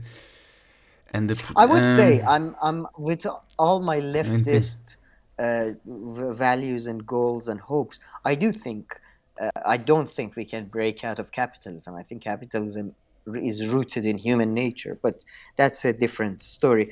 For those opposed to this, well, you know what Yanis Varoufakas would say to that? He'll be like, "You're talking about markets, not capitalism." Oh, that's a interesting... But anyway, let's not go on a tangent that I can't support. That's what Yanis Varoufakas said. Okay, not me. Don't. I'm gonna beat you. No, I'm gonna say that yes, of course you're right in a way, but what I mean by capitalism is power. Like capitalism is Marx referred to this idea that capital becomes the preeminent force, or some would say he was arguing it always was, but it's becoming more free from land. I just think power, and you change it dollar for, I don't know, toy store money, same shit happens. But for those opposed to terrorists who want to really change it and opposing, I agree with her, but I don't think she understands imperialism. Is the place to start, from Lebanon, and I think what she's saying you should understand and oppose is the very specific form of American global hegemony. It's not imperialism. Is the place from Lebanon? Iraq is like you see that's where nuance rise. Lebanon and Syria. From Lebanon and Syria to like Palestine, for instance, Palestine's issues go far beyond capitalism and imperialism. No, I don't know. Is she saying that Syria is a Washington client Gulf state? By the way, there is no Gulf. It's called Persian Gulf. I mean, this last tweet of her slightly bit confuses me. So I mean, I don't mind if we skip it. Well, I kind of like to. First, again, I emphasize it's called the Persian Gulf. Nobody calls the English channel the channel. Somebody from Middle East, that's pretty much embarrassing.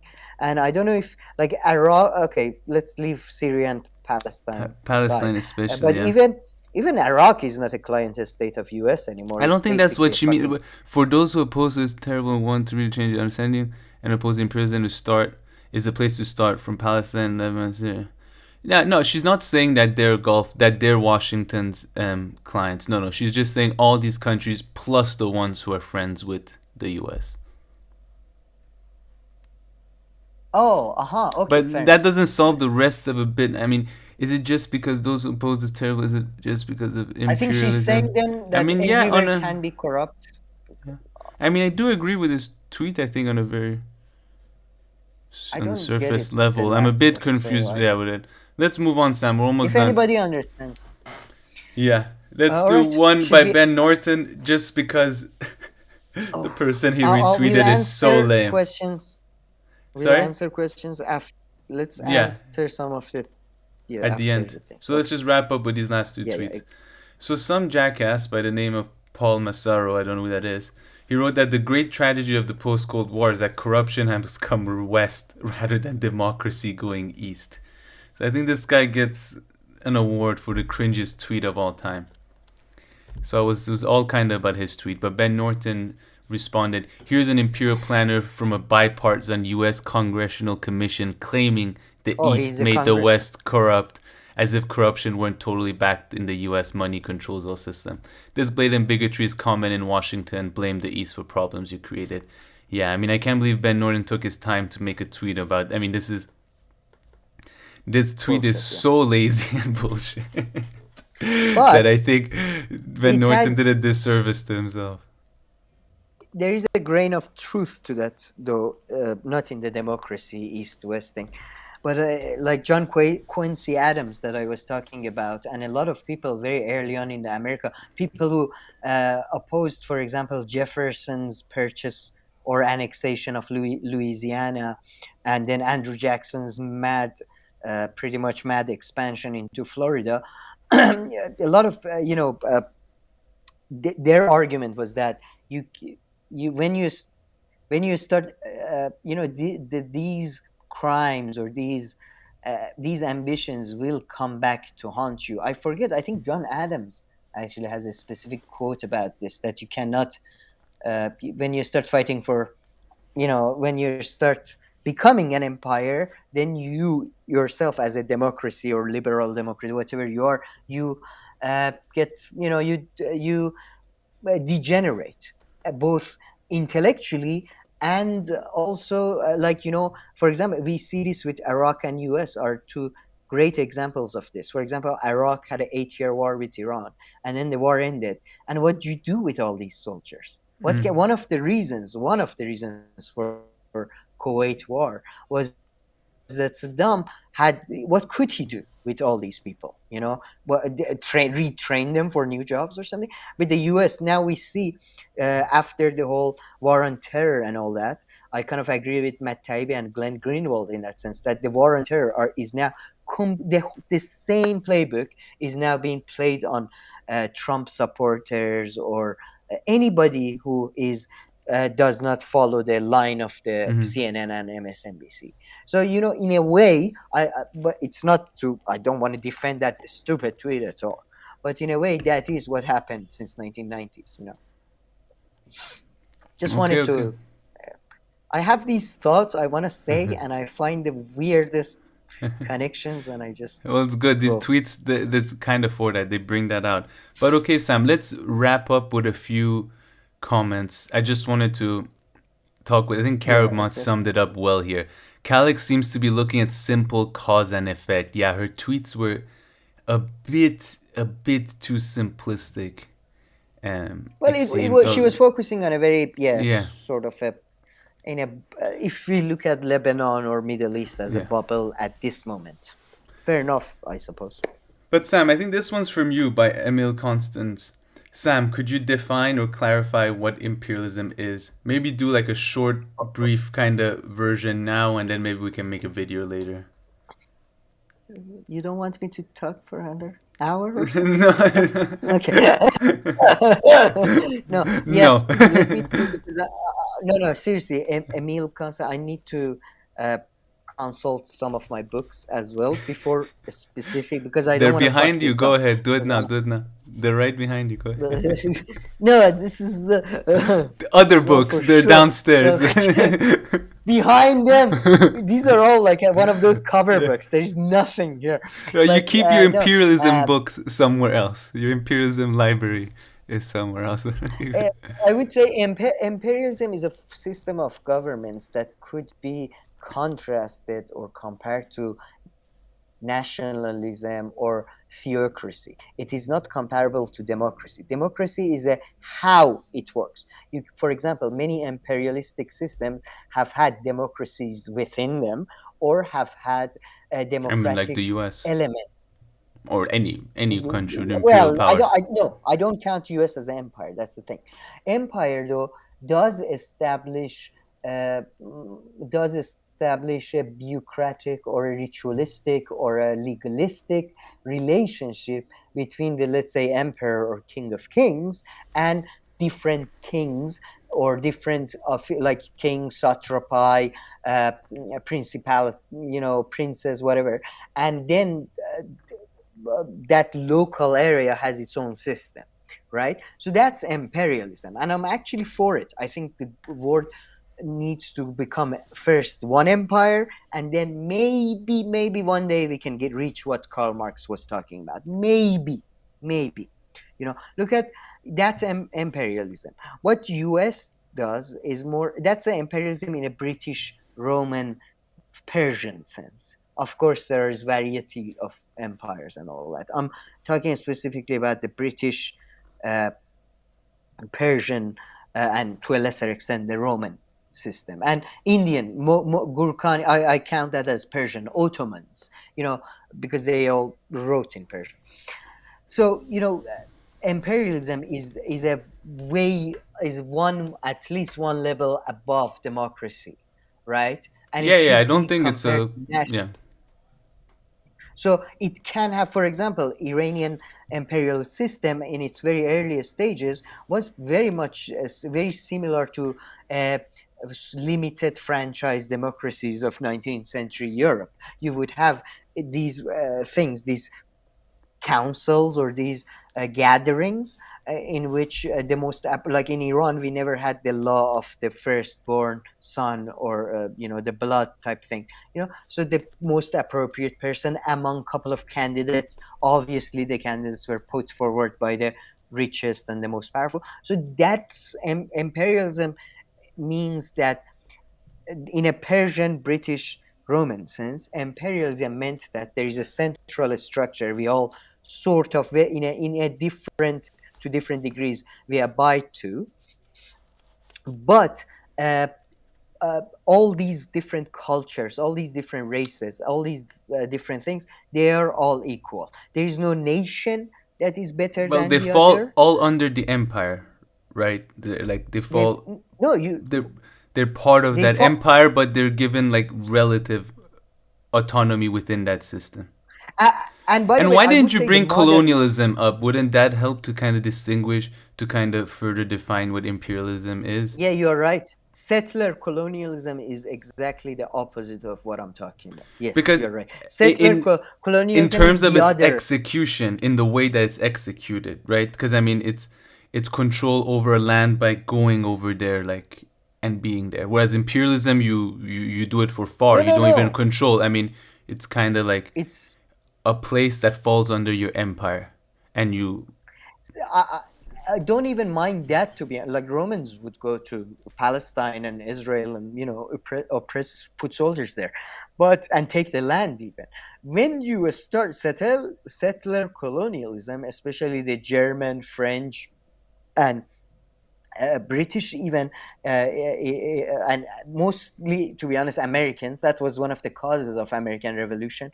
They wanted to wipe out the people, like what, like and that's fucking crazy. That's another distinction. That's what I like. Settler colonialism is about changing the people and changing the culture. That's too much. Just chill. Just take the money and go. You didn't have to say that. All of it is perhaps too much, but okay.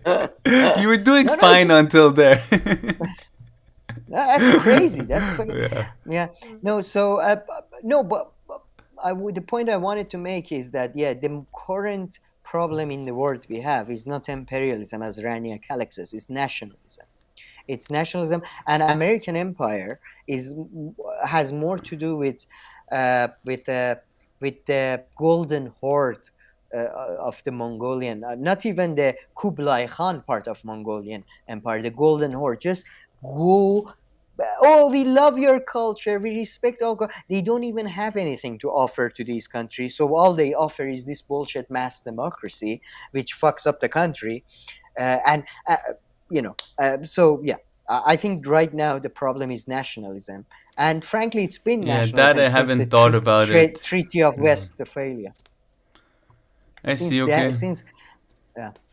All right. So that last part I hadn't thought about it, but. You had I like to remind people, we had an Arab become the emperor of Rome, from the lands that was colonized by Romans. I see, and that doesn't also justify, it doesn't mean that imperialism is good and that, but I understand the nuance that you're bringing with that example. Yeah, but okay, Sam. Of course, it's not. Yeah. My headphones are dying too. Illustrative point. For once, so didn't die. We've done 3 hours. No, wow, that's amazing. Emil Constant seems to like Sam. That's a good distinction: nationalism versus imperialism. So we will come back. Thank you. I think to I'll come back to that. I don't think there were any other comments you would want to address specifically. I'm looking, but I don't think so. Again, free Sam. It's not going to get you anywhere, but okay. It's a life sentence. I hope to understand and also Life how we make sentence. things happen. Yeah, no, there's nothing I can see that some poor kids are just as smart as white. And Poor that's something kids. Joe Oh yeah, Biden. Joe Biden said that. He meant black kids. But you see, when he grew up, all the black kids were poor. Yeah. No, that was funny. That's when he Awesome. went on this rant about like putting the radio on and like listening to to music with your dad or something. Gramophone. Gramophone. God. Oh my God. They saw my blonde hair on my legs and they would come and touch. Oh, he's the best. I mean, I don't like that's the thing though. I think he's unlike Trump. I don't think he's like an old grandpa out of his comfort zone, you know. I don't think he's really racist. I don't know. Well, I mean, You think so? given his background and the way he grew up, I don't. Yeah, I mean, he's internalized a lot of different things of racism because he's like a He's 90-year-old. Yeah, in that internalized it, sense, yeah. But all right, Sam. that sense. Let's leave that here. Thank you everybody for watching and participating. It's been really great and amazing, and hope you have a good Sunday. And we'll be back during the week. Take care. And anybody looking for fight arguments, let me know. It seems I'm just All right.